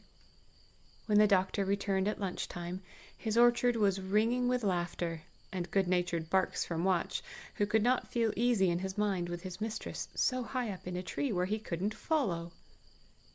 Dr. McAllister paused in the garage long enough to give a sniff to the boiling cherries in the kitchen, and then made his way to the orchard, where he received a warm welcome. "There's no use in your going home to lunch," he smilingly observed, at the same time watching Henry's face carefully. "You can eat right here in the orchard, unless your mother will be worrying about you." This remark met with an astounding silence. Henry was the first to collect his wits. "No, our mother is dead," he said evenly, without embarrassment. It was the doctor who hastened to change the subject he had introduced. "I smelled something when I came in," he said to Benny. "What did it smell like?" inquired Benny. "It smelled like cherry slump," replied the doctor with twinkling eyes. "Cherry what?" asked Jess, struggling down her ladder with a full basket. "I think that's what they call it. Slump," repeated Dr. McAllister. "Do you care to try it?" At this moment Mary appeared in the orchard with an enormous tray, and at first sight of her cookery, nobody cared the least what its name was. It was that rare combination of dumpling beaten with stoned cherries, and cooked gently in the juice of the oxheart cherries, in a real cherry year. It was steaming in the red juice, with the least suspicion of melted butter over the whole. "Do get 2 more, Mary," begged Mrs. McAllister, laughing. It tastes so much better under the cherry trees." This was another meal that nobody ever forgot. Even the two hired men, sitting under another tree, devouring the delicious pudding, paused to hear Benny laugh. Nowadays those two men sometimes meet Henry, but that's another story. Anyway, they never will forget that cherry slump made by Irish Mary. Almost as soon as lunch was over, Benny rolled over on the grass and went to sleep, his head, as usual, on the dog's back. But the others worked on steadily. Mrs. McAllister kept an eye on them from the screened porch without their knowledge. "Just see how those children keep at it," she said to her son. "There is good stuff in them. I should like to know where they come from." Dr. McAllister said nothing. He sauntered out into the orchard when he thought they had worked long enough. He paid them $4 and gave them all the cherries they could carry, although they tried to object. "You see, you're better than most pickers, because you're so cheerful." He noticed that they did not all leave the yard at the same time. When the cherry pickers returned to their little home, they examined everything carefully. Nothing had been disturbed. The door was still shut, and the milk and butter stood untouched in the refrigerator. They made a hilarious meal of raw cherries and bread and butter, and before the stars came out, they were fast asleep, happy and dreamless. That evening, very much later, a young man sat in his study with the evening paper. He read the news idly, and was just on the point of tossing the paper aside, when this advertisement caught his eye. Lost, 4 children, aged 13, 12, 10, and 5, somewhere around the region of Middlesex and Townsend. $5,000 reward for information. James Henry Cordes. "Whew!" whistled the young man. "James Henry Cordes!" He sat in perfect silence for a long time, thinking. Then he went to bed. But long after he had gone upstairs, he whistled again, and could have been heard to say, if anyone had been awake to hear it, "James Henry Cordes, of all people!" The Cordes steel mills stood a little aside from the city of Greenfield, as if they were a little too good to associate with common factories. James Henry Cordes sat in a huge leather chair in his private office.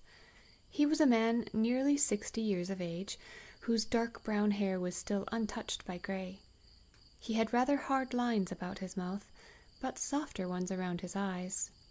Printed on the ground glass top of his door were these words in black and gold: J. H. Cordes, President.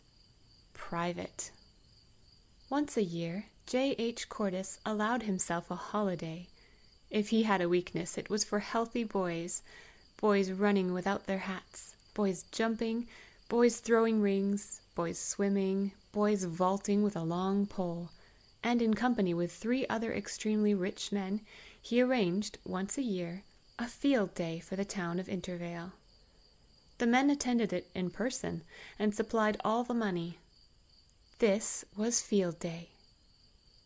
All through the spring and early summer months, boys were in training for miles around, getting ready for Intervale's field day. And not only boys, but men also, old and young, and girls of all ages into the bargain. Prizes were offered for tennis, baseball, rowing, swimming, running, and every imaginable type of athletic feat. But usually the interest of the day centered on a free-for-all race of 1 mile, which everyone enjoyed, and a great many people entered. A prize of $25 was offered to the winner of this race, and also a silver trophy cup with little wings on its handles. Sometimes this cup was won by a middle-aged man, sometimes by a girl, and sometimes by a trained athlete. Mr. Cordes smiled about his eyes as he closed his desk, ordered his limousine, and went out and locked the door of his office. The mill had been closed down for the day. Everyone attended field day. Henry was washing the concrete drives at Dr. McAllister's at this moment. He heard the doctor call to him from the road, so he promptly turned off the hose and ran out to see what was wanted. "Hop in," commanded the doctor, not stopping his engine. "You ought to go to see the stunts at the athletic meet. It's field day." Henry did not wish to delay the doctor, so he hopped in. "Can't go myself," said Dr. McAllister. "I'll just drop you at the grounds. There's no charge for admittance. You just watch all the events and report to me who wins." Henry tried to explain to his friend that he ought to be working, but there was actually no time, and when he found himself seated on the bleachers, and the stunts began, he forgot everything in the world except the exciting events before his eyes. Henry had no pencil, but he had an excellent memory. He repeated over and over the name of each winner as it appeared on the huge signboard. It was nearly 11 o'clock when the free-for-all running race was announced. "What do they mean, free-for-all?" asked Henry of a small boy at his side. "Why, just anybody," explained the boy, curiously. "Didn't you ever see one? Didn't you see the one last year?" "No," said Henry.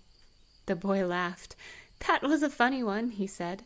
"There was a college runner in it, and a couple of fat men, and some girls, lots of people, and the little colored boy over there won it.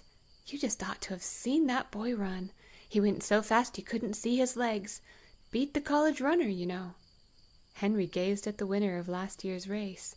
He was smaller than Henry, but apparently older. In a few minutes, Henry had quietly left his place on the bleachers. When the boy turned to speak to him again, he was gone. He had gone, in fact, to the dressing room, where boys of all sizes were putting on sandals and running trunks. A man stepped up to him quickly. "Want to enter?" he asked. "No time to waste." "Yes," replied Henry. The man tossed him a pair of white shoes and some blue trunks. He liked the look of Henry's face as he paused to ask in an undertone, "Where did you train?" "Never trained," replied Henry. "I suppose you know these fellows have been training all the year?" observed the man. "You don't expect to win." "Oh, no," replied Henry, apparently shocked at the idea. "But it's lots of fun to run, you know." He was dressed and ready by this time. How light he felt! He felt as if he could almost fly. Presently the contestants were all marshalled out to the running track. Henry was number 4.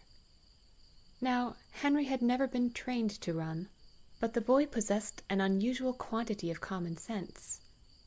"It's a mile race," he thought to himself, "and it's the second half-mile that counts." So it happened that this was the main thought in his mind when the starter's gong sounded, and the racers shot away down the track. In almost no time, Henry was far behind the first half of the runners, but strangely enough, he did not seem to mind this greatly. "It's fun to run anyhow," he thought. It was fun, certainly. He felt as if his limbs were strung together on springs. He ran easily, without effort, each step bounding into the next like an elastic. After a few minutes of this, Henry had a new thought. "Now you've tried how easy you can run, let's see how fast you can run." And then not only Henry himself, but the enormous crowd as well, began to see how fast he could run. Slowly he gained on the fellow ahead of him, and passed him. With the next fellow as a goal, he gradually crept alongside, and passed him with a spurt. The crowd shouted itself hoarse. The field all along the course was black with people. Henry could hear them cheering for number 4 as he pounded by. 6 runners remained ahead of him. Here was the kind of race the crowd loved. Not an easily won affair between 2 runners, but a gradual victory between the best runner and overpowering odds. Henry could see the finish flag now in the distance. He began to spurt. He passed numbers 14 and 3. He passed 25, 6, and 1, almost in a bunch. Number 16 remained ahead. Then Henry began to think of winning. How much the $25 prize would mean to Jess and the rest. Number 16 must be passed. "I'm going to win this race," he said quietly in his own mind. "I'll bet you I am." The thought lent him speed. "Number 4! Number 4!" yelled the crowd. Henry did not know that the fellow ahead had been ahead all the way, and just because he, Henry, had slowly gained over them all, the crowd loved him best. Henry waited until he could have touched him. He was within 3 yards of the wire. He bent double and put all his energy into the last elastic bound. He passed number 16 and shot under the wire. Then the crowd went wild. It scrambled over and under the fence, cheering and blowing its horns. Henry felt himself lifted on many shoulders and carried panting up to the reviewing stand. He bowed laughing at the sea of faces, and took the silver cup with its little wings in a sort of dream. It is a wonder he did not lose the envelope containing the prize, for he hardly realized when he took it what it was. Then someone said, "What's your name, boy?" That called him to earth. He had to think quickly under cover of getting his breath. "Henry James," he replied. This was perfectly true as far as it went. In a moment the enormous signboard flashed out the name, Henry James, number 4, age 13, winner of Free for All.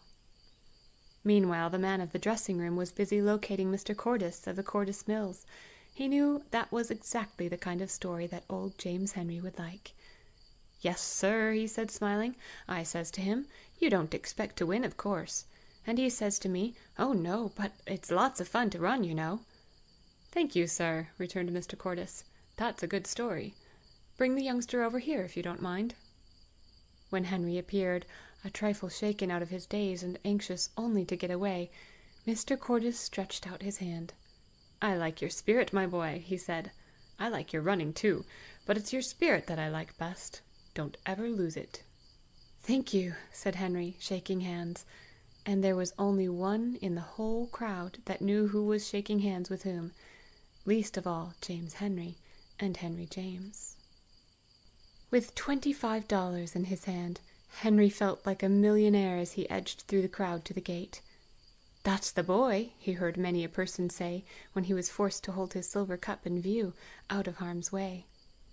When Dr. McAllister drove into his yard, he found a boy washing the concrete drives as calmly as if nothing had happened.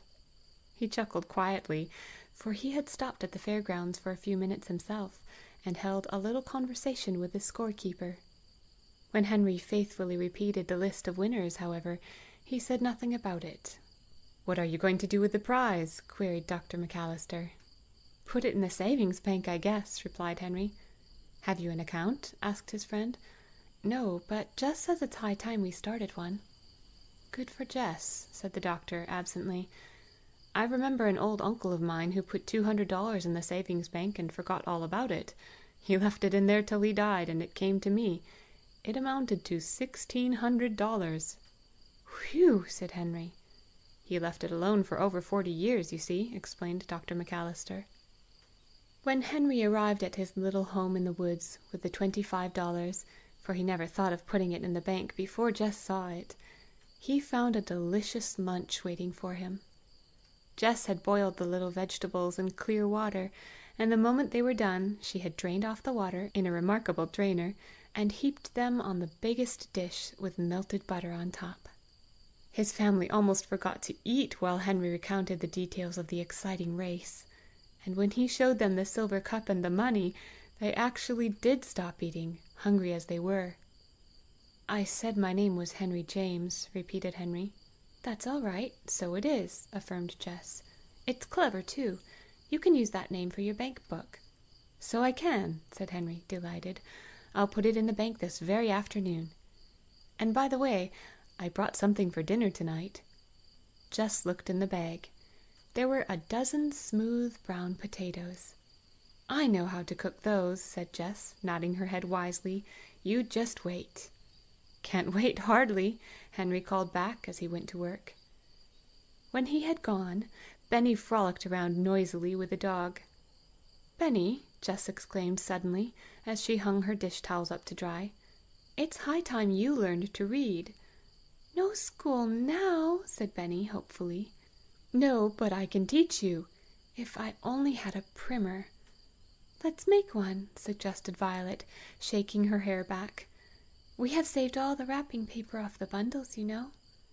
Jess was staring off into space, as she always did when she had a bright idea. "Violet," she cried at last, "remember those chips? We could whittle out letters like type, make each letter backwards, you know. "And stamp them on paper," finished Violet. "There would be only 26 in all. It wouldn't be awfully hard," said Jess. "We wouldn't bother with capitals." "What could we use for ink?" Violet wondered, wrinkling her forehead. "Blackberry juice!" cried Jess. The two girls clapped their hands. "Won't Henry be surprised when he finds that Benny can read!" Now, from this conversation, Benny gathered that this type business would take his sisters quite a while to prepare, so he was not much worried about his part of the work. In fact, he sorted out chips very cheerfully, and watched his sisters with interest as they dug carefully around the letters with the two knives. "We'll teach him 2 words to begin with," said Jess. "Then we won't have to make the whole alphabet at once. Let's begin to teach him C." "That's easy," agreed Violet. "And then we won't have to make but 2 letters, S and E." "And the other word will be me," cried Jess. "So only 3 pieces of type in all, Violet."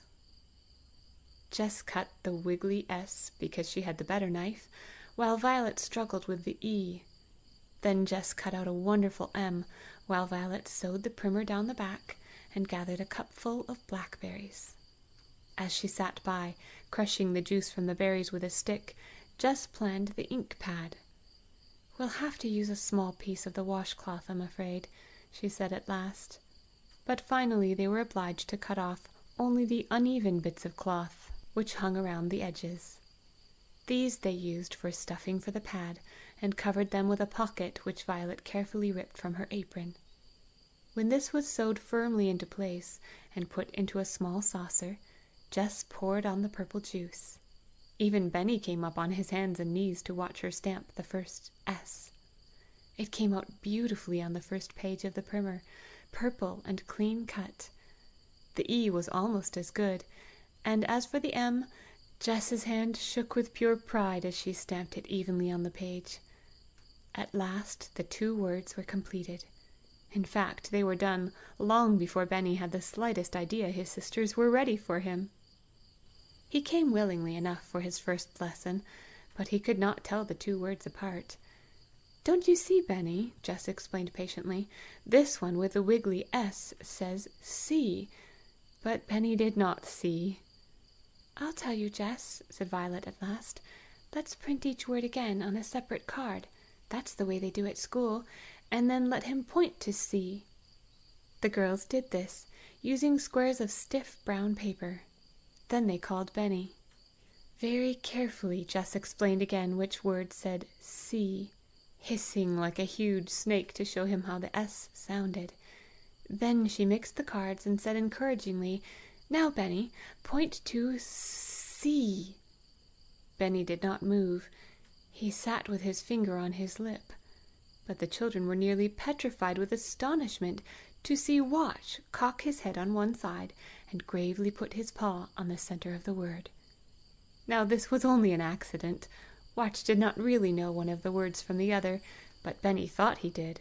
And was he going to let a dog get ahead of him? Not Benny. In less time than it takes to tell it, Benny had learned both words perfectly. "Good old Watch," said Jess. "It isn't really hard at all," said Benny. "Is it, Watch?" During all this experiment, Jess had not forgotten her dinner. When you are living outdoors all the time, you do not forget things like that. In fact, both girls had learned to tell the time very accurately by the sun. Jess started up a beautiful little fire of cones. As they turned into red-hot ashes and began to topple over one by one into the glowing pile, Jess laughed delightedly. She had already scrubbed the smooth potatoes and dried them carefully. She now poked them one by one into the glowing ashes with a stick from a birch tree. Whenever a potato lit up dangerously, she gave it a poke into a new position. And when Henry found her, she was just rolling the charred balls out onto the flat stones. "Burned 'em up?" queried Henry. "Burned nothing!" cried Jess energetically. "You just wait." "Can't wait, hardly," replied Henry, smiling. "You said that a long time ago," said Benny. "Well, isn't it true?" demanded Henry, rolling his brother over on the pine needles. "Come," said Violet breathlessly, forgetting to ring the bell. Hold them with leaves, directed Jess, because they're terribly hot. Knock them on the side and scoop them out with a spoon and put butter on top. The children did as the little cook requested, sprinkled on a little salt from the salt shaker, and took a taste. "Ah," said Henry. "It's good," said Benny, blissfully. It was about the most successful meal of all, in fact. When the children in later years recalled their different feasts, they always came back to the baked potatoes roasted in the ashes of the pine cones. Henry said it was because they were poked with a black birch stick. Benny said it was because Jess nearly burned them up. Jess herself said maybe it was the remarkable salt shaker which had to stand on its head always, because there was no floor to it.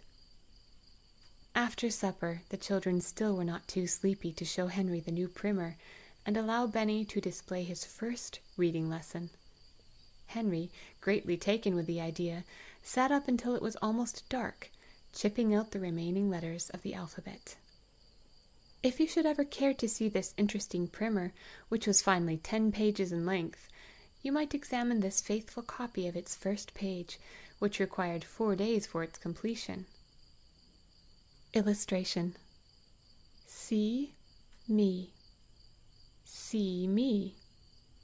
Oh, oh, see me. Come, come to me. Come to see me. Cat, rat. Henry always insisted that the rat's tail was too long, but Jess said his knife must have slipped when he was making the A, so they were even after all. What Dr. McAllister ever did before Henry began to work for him would be hard to guess. There were certainly as many duties always waiting for him as he had time to do, and it made no difference to the industrious boy what the job was. Nothing was too hard or too dirty for him to attempt. One day the doctor set him at the task of clearing out his little laboratory. The boy washed bottles, pasted labels, and cleaned instruments for one whole morning, and more than one broken flask on its way to the rubbish heap was carefully carried up the hill to the hidden family. While Henry was busy carefully lettering a sticky label, he noticed a young man in the outer office who was talking with the doctor. "Can you tell me if this is real ginseng?" Henry heard him say. "It certainly is," returned Dr. McAllister. "They will give you $2 a pound for the root at any of the drug stores." Henry ventured to steal a peep, and found he could readily see the plant the man was holding. It was about a foot high, with branching leaves and a fine feathery white flower. Henry knew it was exactly the same white puffball that he had noticed in Violet's vase that very morning. When the young man had gone, Henry said, "I know where I can find a whole lot of that plant." "Is that so?" replied the doctor kindly. "It's only the root, you know, that is valuable, but anyone who wants the bother of digging it up can sell any quantity of that." When Henry went home at noon, he related enough of this incident to set his sisters to work in good earnest. They started out with both knives and 2 strong iron spoons, and the kettle. And with Benny to run about finding every white flower he could, the girls succeeded, with a great deal of hard digging, in finding enormous quantities of ginseng root. In fact, that first afternoon's work resulted in a kettleful, not counting a single leaf or stem. Henry was delighted when he saw the result of their work, and took it next day to the largest drug store, where he received $3 for the roots. Without any hesitation, Henry paid a visit to the dry goods store, and came home with a pair of new brown stockings for Benny. That was a great day in the woods. Benny gave them no peace at all until they had admired his wonderful new stockings, and felt of each rib. There had been one other thing that Benny had given them no peace about. On the night when the children had crept so quietly away from the baker's wife, Jess had forgotten to take Benny's bear. This bear was a poor-looking creature, which had once been an expensive bright-eyed teddy bear made of brown plush. But Benny had taken it to bed every single night for 3 years, and had loved it by day, so that it was not attractive to anyone but himself. Both eyes were gone, and its body was very limp, but Benny had certainly suffered a great deal trying to sleep in a strange bed without his beloved bear. Jess therefore had plans on foot the moment she saw Benny's new stockings. She washed the old brown stockings with their many neat darns, and hung them up to dry, and early in the afternoon she and Violet sat with the work-bag between them, each with a stocking. With Benny sitting by to watch proceedings, Jess mapped out a remarkable teddy bear. One stocking, carefully trimmed, made the head and body, while the other furnished material for 2 arms, 2 legs, and the stuffing. Jess worked hard over the head, pushing the padding well into the blunt nose. Violet embroidered 2 beautiful eyes in black and white, and a jet-black nose-tip. "You must make a tail too, Jessie," said Benny, watching her snip the brown rags. "Bears don't have tails, Benny," argued Jess, although she wasn't exactly sure she was right. "Your old bear didn't have any tail, you know." "But this bear has a tail, though," returned Benny, knowing that Jess would put on 2 tails if he insisted. And it was true. His bear finally did have a tail. "What kind of tail?" asked Jess helplessly at last. "Bushy, long and slim, or cottontail?" "Long and slim," decided Benny, with great satisfaction, "so I can pull it." "Benny!" cried Jess, laughing in spite of herself. But she made a tail, long and slim, exactly as Benny ordered, and sewed it on very tightly so that it might be pulled if desired. She fastened on the legs and arms with flat hinges, so the bear might sit down easily, and added at last a pair of cunning flappy ears and a gay collar of braided red string from a bundle. "What's his name, Jessie?" inquired Benny, when the wonderful bear was finally handed over to him. "His name?" repeated Jess. "Well, you know he's a new bear. He isn't your old one, so I wouldn't call him Teddy." "Oh, no!" said Benny, shocked. "This is not Teddy. This has a pretty tail." "Of course," agreed Jess, trying not to laugh.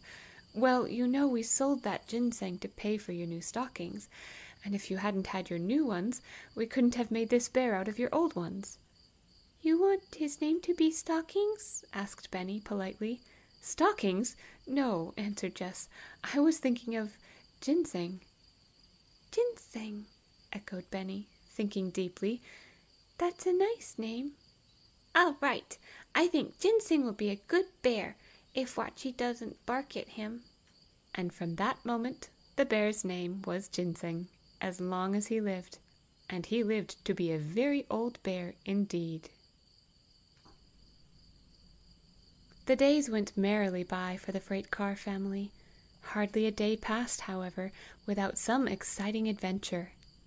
Mrs. McAllister, finding out in some way that Violet was a clever seamstress, sent home fine linen handkerchiefs for her to hem. Each one had a tiny coloured rose in the corner, and Violet was delighted with the dainty work. She sat sewing daily by the swimming pool, while Benny sailed wonderful boats of chips and waded around to his heart's content. The freight car pantry now held marvelous dishes rescued from the dump, such rarities as a regular bread knife, a blue and gold soap dish, and half of a real cut glass bowl. Henry proudly deposited $31 in the savings bank under the name of Henry James, and worked eagerly for his kind friend, who never asked him any more embarrassing questions. Benny actually learned to read fairly well. The girls occupied their time making balsam pillows for the 4 beds, and trying to devise wonderful meals out of very little material. Violet kept a different bouquet daily in the little vase. She had a perfect genius for arranging 3 purple irises to look like a picture, or a single wood lily with its leaves like a Japanese print. Each day the children enjoyed a cooked dinner, filling in the chinks with perfect satisfaction with bread and butter, or bread and milk, or bread and cheese. They named their queer house Home for Tramps, and printed this title in fancy lettering inside the car. One day Jess began to teach Benny a little arithmetic. He learned very readily that 2 and 1 make 3. "I knew that before," he said cheerfully, but it was a different matter when Jess proposed to him that 2 minus 1 left 1. "No, it does not left 1," said Benny indignantly. "It left 2. "Why, Benny," cried Jess in astonishment, "supposing you had 2 apples, and I took one away, wouldn't you have 1 left?" "You never would," objected Benny with confidence. "No, but supposing Watch took one," suggested Jess. "Watchy wouldn't take one neither," said Benny. "Would you, doggy?" Watch opened one eye and wagged his tail. Jess looked at Violet in despair. "What shall I do with him?" she asked. Violet took out her chalk and printed clearly on the outside of the freight car the following example: 2 minus 1 equals. "Now, Benny, don't you see," she began, "that if you have 2 things, and somebody takes away one, that you must have 1 left?" "I'll show you myself," agreed Benny, finally, with resignation. "Now see the 2?" He actually made a respectable figure 2 on the freight car. "Now, here's a nice 1. Now, s'posen I take away the 1, don't you see? The 2's left right on the car." He covered the figure 1 with his chubby hand, and looked about at his audience expectantly. Jess rolled over against a tree trunk, and laughed till she nearly cried. Violet laughed until she really did cry. And here we come to the first unpleasant incident in the story of the runaway children. Violet could not stop crying, apparently, and Jess soon made up her mind that she was really ill. She helped her carefully into the car, and heaped all the pine needles around and under her, making her the softest bed she could. Then she wet cloths in the cool water of the brook, and laid them across her little sister's hot forehead. "How glad I am that it is time for Henry to come," she said to herself, holding Violet's slender brown hands in her cool ones. Henry came promptly at the usual time. He thought she had a cold, he said, and this seemed likely, for Violet began to cough gently, while the rest ate a hasty supper. "We don't want to let her go to a hospital if we can possibly help it," said Henry, more troubled than he cared to show. "If she goes there, we'll have to give her name, and then grandfather will find us, surely." Jess agreed, and together the 2 older children kept changing the cool cloths on Violet's aching head. But about 10 o'clock that night, Violet had a chill. She shivered and shook, and her teeth chattered so that Jess could plainly hear them. Apparently nothing could warm the little girl, although she was completely packed in hay and pine needles. "I'm going down to Dr. McAllister's," said Henry quietly. "I'm afraid Violet is very ill." Nobody ever knew how fast he ran down the hill. Even in his famous race, Henry hardly touched his present speed. He was so thoroughly frightened that he never stopped to notice how quickly the doctor seemed to understand what was wanted. He did not even notice that he did not have to tell the doctor which way to drive his car in order to reach the hill. When the car reached the road at the base of the hill, Dr. McAllister said shortly, "Stay here in the car," and disappeared up the hill alone. When the doctor returned, he was carrying Violet in his arms. Jess and Benny and Watch were following closely. Nobody spoke during the drive to the McAllister house, as they flew through the darkness. When they stopped at last, the doctor said 3 words to his mother, who opened the door anxiously. The 3 words were, "Pneumonia, I'm afraid." They all heard it. Irish Mary appeared from the kitchen with hot water bottles and warm blankets, and Mrs. McAllister flew around, opening beds and bringing pillows. A trained nurse in a white dress appeared like magic from nowhere in particular. They all worked as best they could to get the sick child warmed up. Soon the hot blankets, hot water, and steaming drinks began to take effect, and the shivering stopped. Mrs. McAllister left the sick room then, to attend to the other children. Henry and Benny were left in a large spare room with a double bed. Jess was put in a little dressing room just out of Mrs. McAllister's own room. Upon receiving assurances that Violet was warm again, they went to sleep. But Violet was not out of danger, for she soon grew as hot as she had been cold, and the doctor never left her side until 10 o'clock the next morning.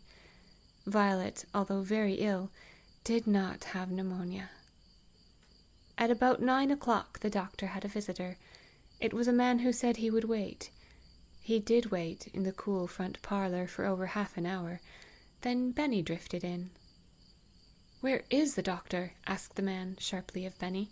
"He's upstairs," answered Benny readily. "This means a lot of money to him, if he only knew it," said the visitor impatiently.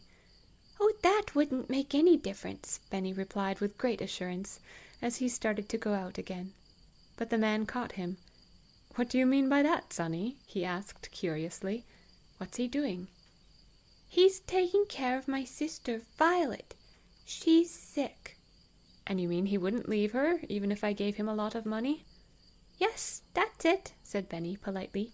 "That's what I mean." The visitor seemed to restrain his impatience with a great effort. "You see, I've lost a little boy somewhere," he said. "The doctor knows where he is, I think. He would be about as old as you are." "Well, if you don't find him, you can have me, I shouldn't wonder," observed Benny comfortingly. "I like you." "You do?" said the man in surprise. "That's because you've got such a nice, soft suit on," explained Benny, stroking the man's knee gently. The gentleman laughed heartily. "No, I guess it's because you have such a nice, soft laugh," said Benny, changing his mind. The fact was that Benny himself did not know why he liked this stranger, who was so gruff at times, and so pleasant at others. He finally accepted the man's invitation, and climbed into his lap to see his dog's picture in his watch, feeling of the nice soft suit on the way. The doctor found him there when he came down at 10 o'clock. "Better go and find Watch, Benny," suggested the doctor. "Perhaps some day I'll come again," observed Benny to his new friend. "I like your dog, and I'm sorry he's dead." With that he scampered off to find Watch, who was very much alive. "I expected you, Mr. Cordis," said the doctor, smiling, "only not quite so soon." "I came the moment I heard your name hinted at," said James Cordis. "My chauffeur heard 2 workmen say that you knew where my 4 grandchildren were. That's all I waited to hear. Is it true? And where are they?" "That was one of them," said the doctor quietly. "That was one of them?" repeated the man. "That beautiful little boy?" "Yes, he is beautiful," assented Dr. McAllister. "They all are. The only trouble is, they're all frightened to death to think of your finding them." "How do you know that?" asked Mr. Cordis sharply. "They've changed their name. At least the older boy did, in public too." "What did he change it to?" Dr. McAllister watched his visitor's face closely while he pronounced the name clearly. "Henry James." A flood of recollections passed over the man's face, and he flushed deeply. "That boy!" he exclaimed. "That wonderful running boy!" Then events began to move along rapidly. "They never will go with you in this world," declared Mrs. McAllister finally to the distracted grandfather, "unless you give us time to break the news gradually, and above all when Violet is so ill." "Couldn't I see them?" begged the man, almost like a boy. "I could pretend I was a friend of yours, visiting you, who liked children. I would promise not to tell them until you consented." "That might do," said Dr. McAllister. "If they grew to like you before they knew who you were, it would make things easier, certainly." So James Henry Cordis's chauffeur was sent for a gold monogrammed suitcase, and his young man to wait upon him, and Irish Mary held up her hands in despair when she learned for whom she must cook. "Don't you worry, Mary Bridget Flynn," said Dr. McAllister with emphasis. "You could cook for the King of England. Just make one of your peach shortcakes for lunch, and broil a chicken, and I'll answer for him." When lunch time came, J.H. Cordis saw all his grandchildren except Violet. He smiled with delight when he saw Jess coming down the stairs in her womanly fashion. Henry shook hands with him before he sat down, but he kept glancing at the stranger all through the meal. Where have I seen that man before? He thought. Mrs. McAllister had given the children's names clearly when she introduced them: Jess, Benny, and Henry. Henry James she had added, but she had not added the man's name. She forgot, thought Jess, because she knows him so well she thinks we do. But although nameless, the stranger caught their attention. He told them wonderful stories about a steel rail which held up an entire bridge until the people had time to get off, about his collie dog, about a cucumber in his garden growing inside of a glass bottle. Henry was interested. Benny was fascinated. "I'd like to see the cucumber," said Benny, pausing in the middle of his shortcake. "Would you indeed?" said Mr. Cordis, delighted. "Some day, if Mrs. McAllister is willing, you and I will ride over to my garden and pick it." "And we'll bring it to Violet?" asked Benny, waiting breathlessly for an answer. "We'll bring it to Violet," agreed Mr. Cordis, resuming his shortcake. After lunch, he went to sleep in the easy chair in the doctor's big office. That is, he threw his head back and shut his eyes and breathed very heavily. Jess went through the room once with ice water, humming, for Violet was better. But the moment she saw the stranger asleep, she stopped her singing abruptly, and tiptoed the rest of the way.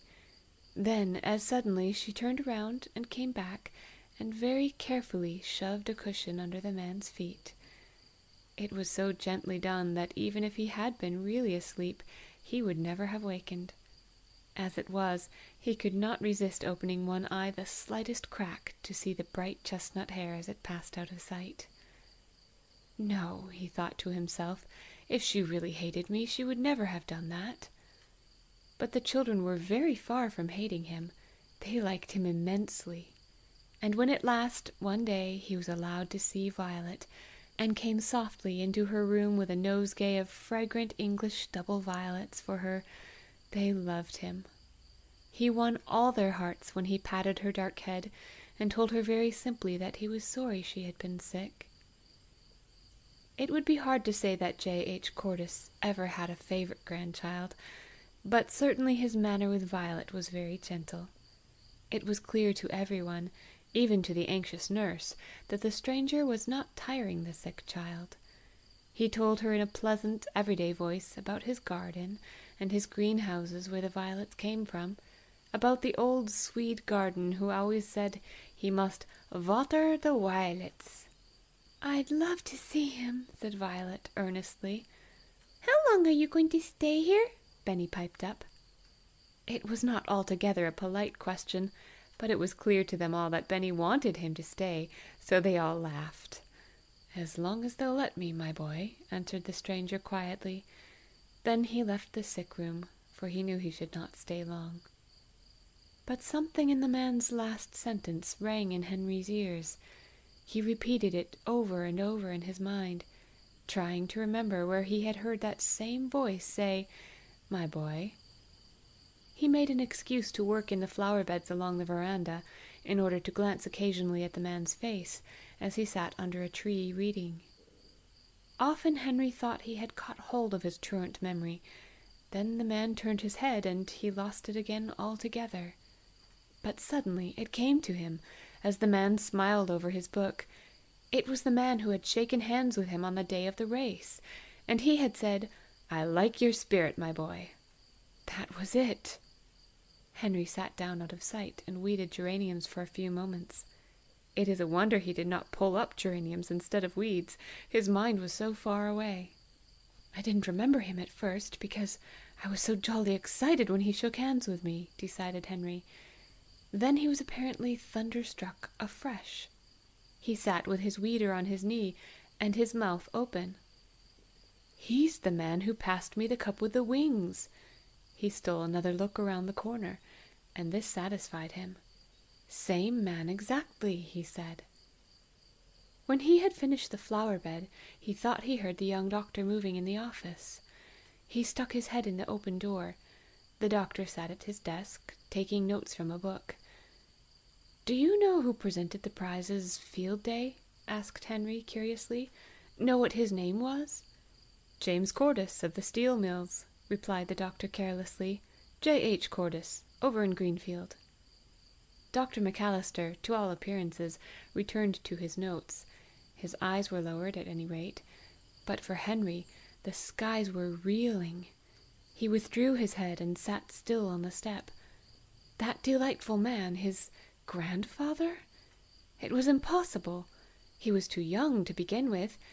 Henry expected a white-haired gentleman with a cane and a terrible voice. But all the time he knew in his soul that it was not only possible, but really true. He recalled the man's reply to Benny's direct question. He had said he was going to stay as long as they would let him. Could it be that the man knew them without introducing himself? A perfect torrent of thoughts assailed Henry as he crouched on the office steps. It was clear to him now that Mrs. Macalister had failed to mention his name on purpose. It was a wonder Benny hadn't asked what it was, long before this. He noticed that the man was getting out of his chair under the trees. "It's now or never," thought Henry. "I've got to know." He walked eagerly after the man, who was going toward the garden with his back turned. Henry easily caught up with him, breathing with difficulty. The man turned around. "Are you James Henry Cordis of Greenfield?" panted Henry.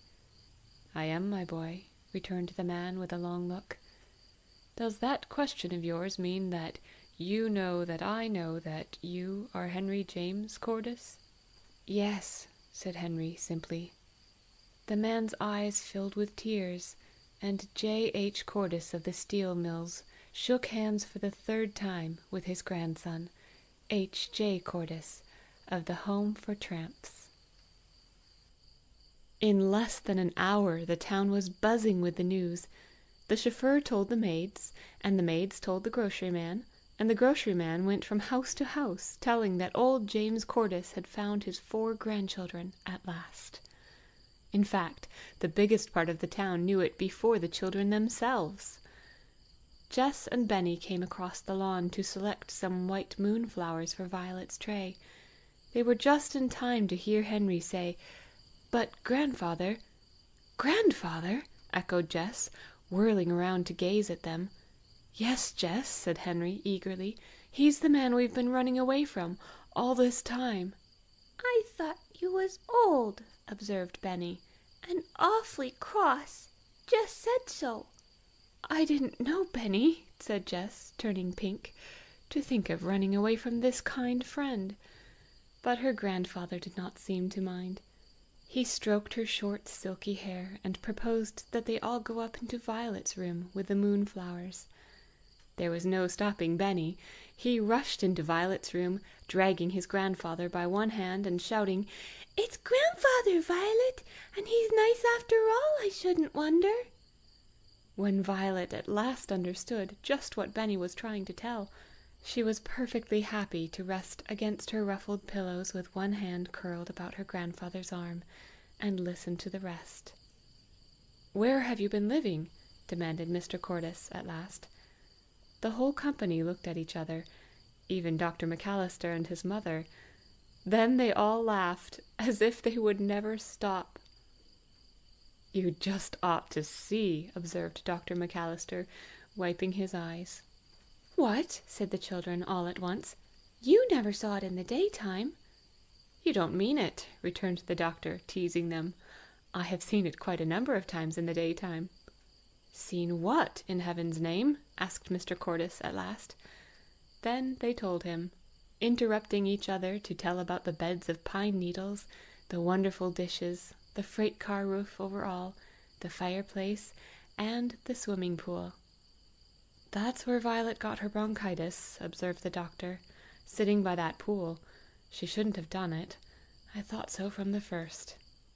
"You thought so?" repeated Henry, puzzled. "How did you know she sat by it? I'm sure I didn't myself." "I was your most frequent visitor," declared the doctor, enjoying himself hugely. "I hope you were our only one," said Jess, with her mouth open. "Well, I think I was," said the doctor. "The first night after Henry mowed my lawn, I followed him as far as the hill to see where he lived." "Why did you do that?" interrupted Mr. Cordis.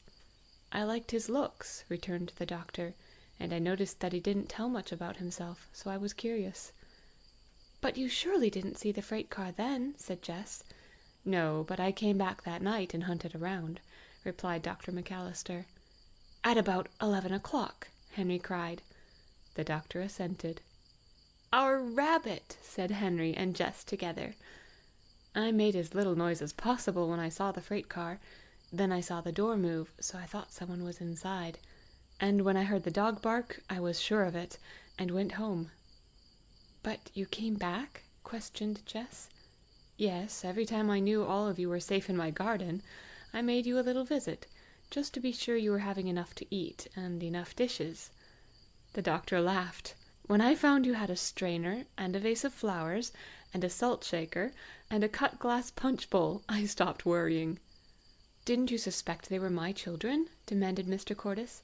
"Didn't you see my advertisement? Why didn't you notify me at once?" "They were having such a good time," confessed the doctor, "and I was too. I just wanted to see how long they could manage their own affairs. It was all tremendously interesting. Why, that boy and girl of yours are born business managers, Mr. Cordis." Mr. Cordis took note of this. "But I don't see yet how you knew Violet sat by the pool," said Jess curiously. "You couldn't know that, of course," replied the doctor. "I went up twice when I knew Henry had taken the dog down to my barn to catch rats. I hid behind the big white rock with the flat top." "That's Lookout Rock," explained Jess, "where we used to let Benny watch for Henry. But we didn't hear you." "No," said Dr. Macalister. "I didn't even snap a twig those times. But I had the very best time when I went with mother." "Have you seen it too?" cried the children. "I have indeed," returned Mrs. Macalister. "I even had a drink from your well." "Everyone has seen it but me," said Mr. Cordis patiently.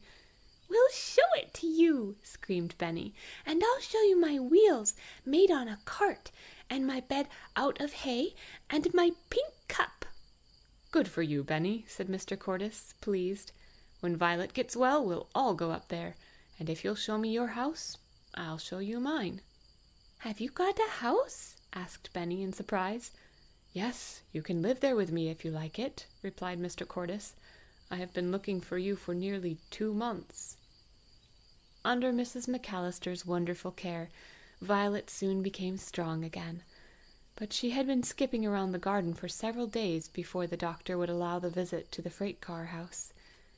When at last the whole party started out in the great limousine, many people looked out of their windows to watch after Mr. Cordis and his grandchildren. Many of them knew Henry as the boy who won the race, and were glad that he had found such a friend. But when the children reached their beloved home, they were like wild things. Watch capered about furiously, taking little swims in the pool, and sniffing at all the dear old familiar things. Mr. Cordis seated himself on a rock, and watched them all, exchanging a glance now and then with Mrs. Macalister and her son. "See our building!" shouted Benny, for that was what he always called the fireplace. "It burns really too!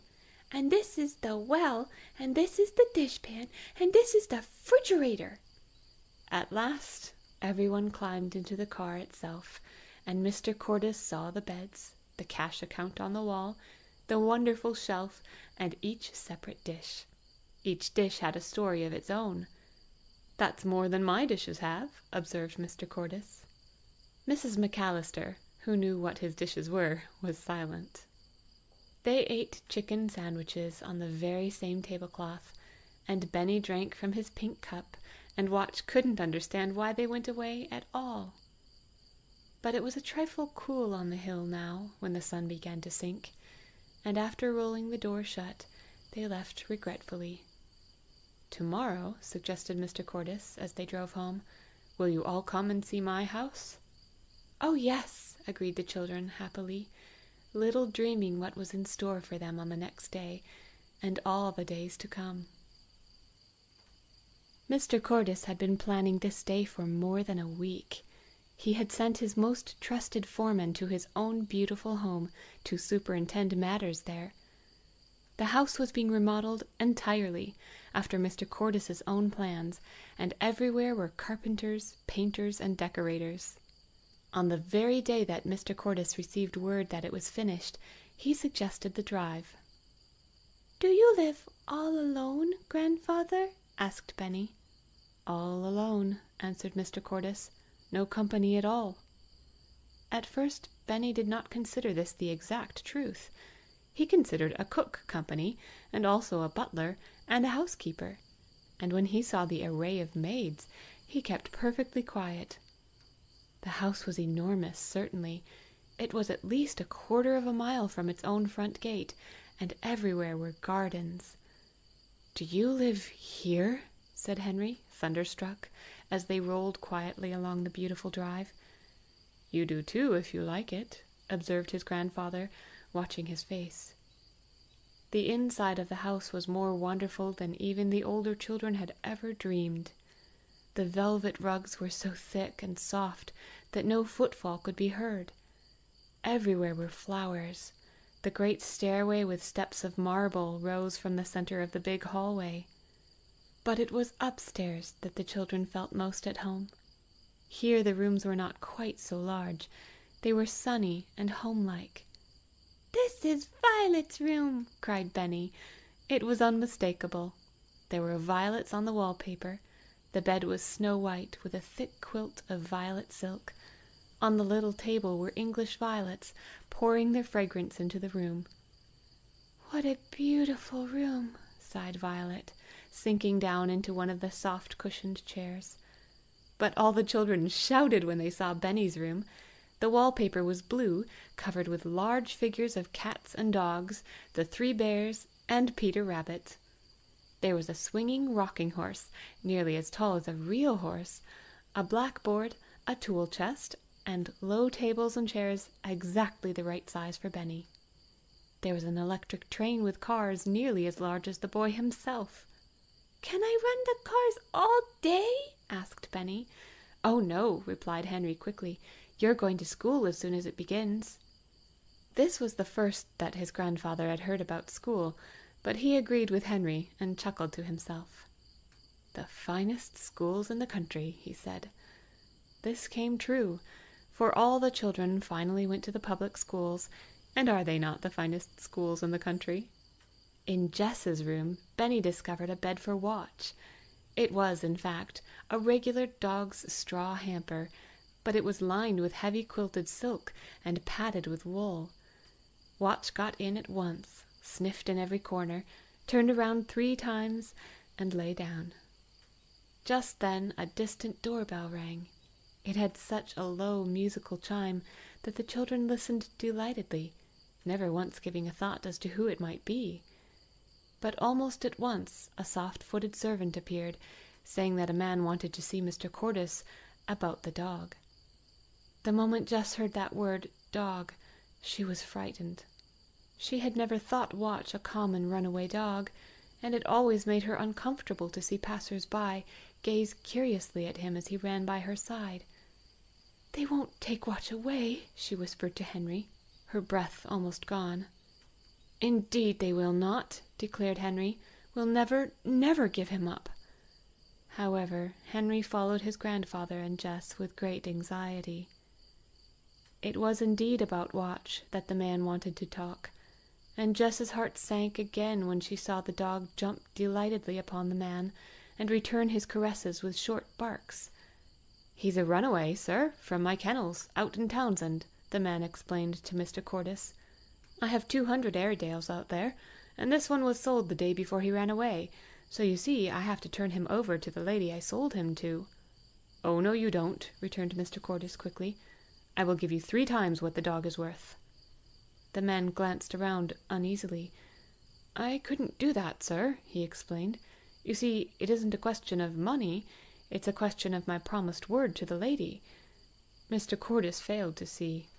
"She can find another dog among 200 Airedales, I guess," he returned. "And besides, you don't know positively that this is the right dog." "Excuse me," replied the man, very much embarrassed. He's the dog, all right. He knows me, as you see, and his name is Rough, number 3. He has a black spot inside his ear." It was too true. Indeed, at the mere mention of his name, the dog cocked an ear and wagged his tail. But he had seated himself as close to Jess as possible, and licked her hand when she patted him. But it appeared that Henry could understand the man's position, even if Mr. Cordis could not.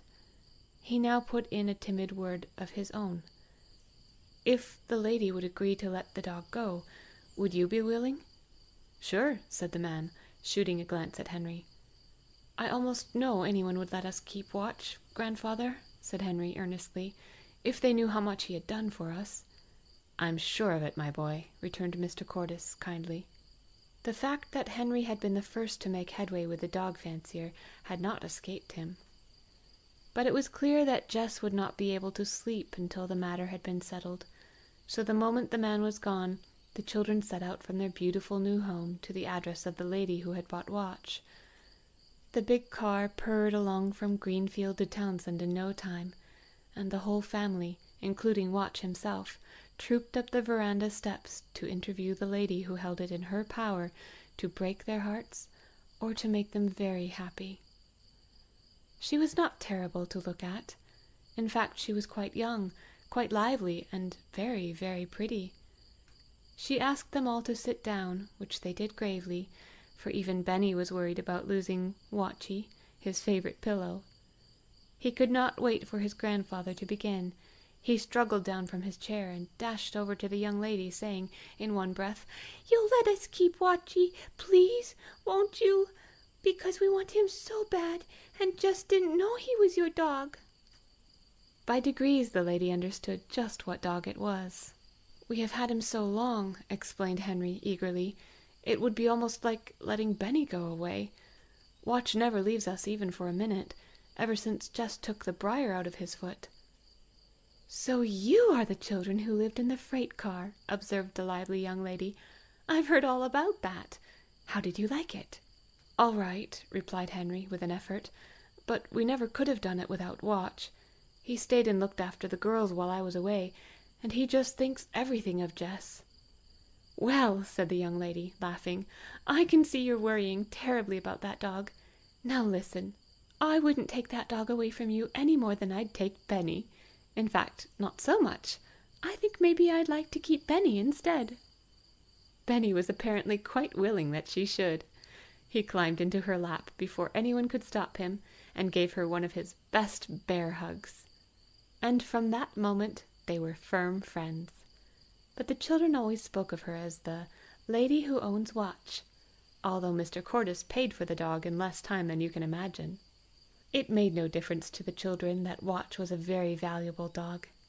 They had loved him when he had not been worth a cent, and now they loved him more, simply because they had so nearly lost him. It was a happy and reunited family which gathered around the Cordis dining table that evening. The maids smiled in the kitchen to hear the children laugh, and the children laughed because Watch actually sat up at the table in the seat of honour beside Jess, and was waited upon by a butler.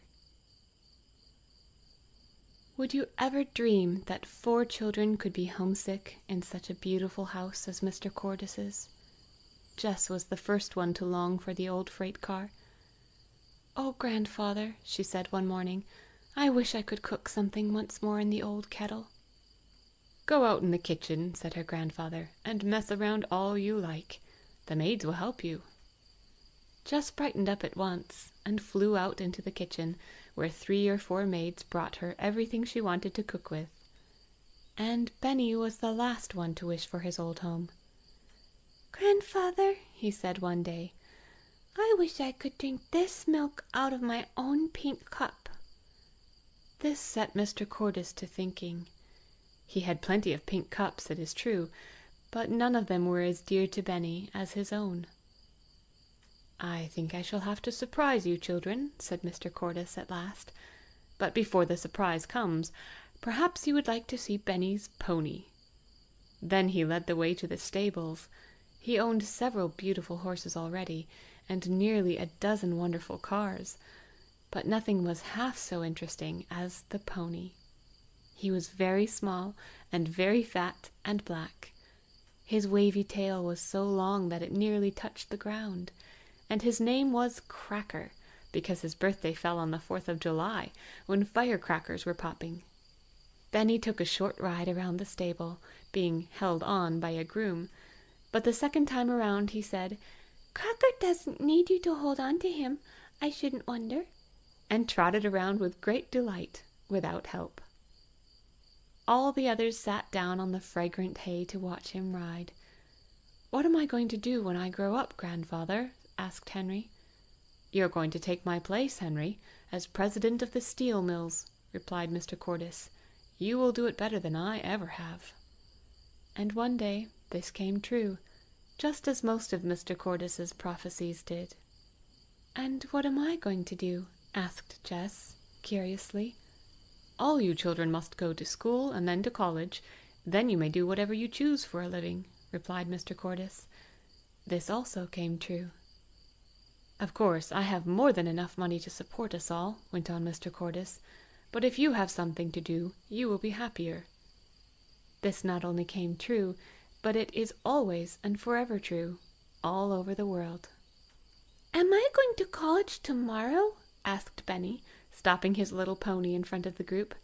"Not tomorrow, Benny," said his grandfather, laughing, "but I'm glad you reminded me. All you children must go over to Dr. McAllister's tomorrow, and stay while the surprise comes." "Is the surprise very nice?" asked Benny. "No, not very," replied Mr. Cordis with a twinkle. "Does it cost a great deal?" asked Jess. "It didn't cost me anything," answered her grandfather. "The only thing I shall have to pay will be express." He didn't tell them that the express cost him several $100s. However, next day the children rode gladly over to see the kind doctor. They stayed until Mr. Cordis telephoned to them that the surprise was ready. And then Mrs. McAllister and her son rode back with them in the big car. Mr. Cordis was as happy as a boy. He led the merry little procession out through his many gardens, past the rose garden, through the banks of purple asters. Then they came to an Italian garden, with a fountain in the middle, and a shady little wood around the edge. Among the trees was the surprise. It was the old freight car! The children rushed over to it with cries of delight, pushed back the dear old door, and scrambled in. Everything was in place. Here was Benny's pink cup, and here was his bed. Here was the old knife which had cut butter and bread and vegetables, and firewood and string, and here were the letters for Benny's primer. Here was the big kettle and the tablecloth, and hanging on a nearby tree was the old dinner bell. Benny rang the bell over and over again, and Watch rolled on the floor and barked himself hoarse. The children were never homesick after that. To be sure, the dull and ugly freight car looked a little strange in a beautiful Italian garden, but it was never dull or ugly to the Cordis children or their dog. They were never so happy as when showing visitors each beauty of their beloved old home. And there were many visitors. Some of them were fascinated by the stories of the wonderful dishes and the shelf, and the children never grew tired of telling them over and over again. One summer day, many years afterward, Watch climbed out of his beautiful padded silk bed and barked until Henry lifted him into the freight car.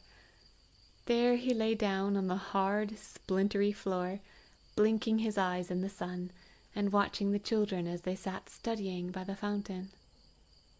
"He likes the old home best," said Jess Cordis, smiling at him and patting his rough back. And as Benny would say, if he hadn't grown up, "That's true, I shouldn't wonder."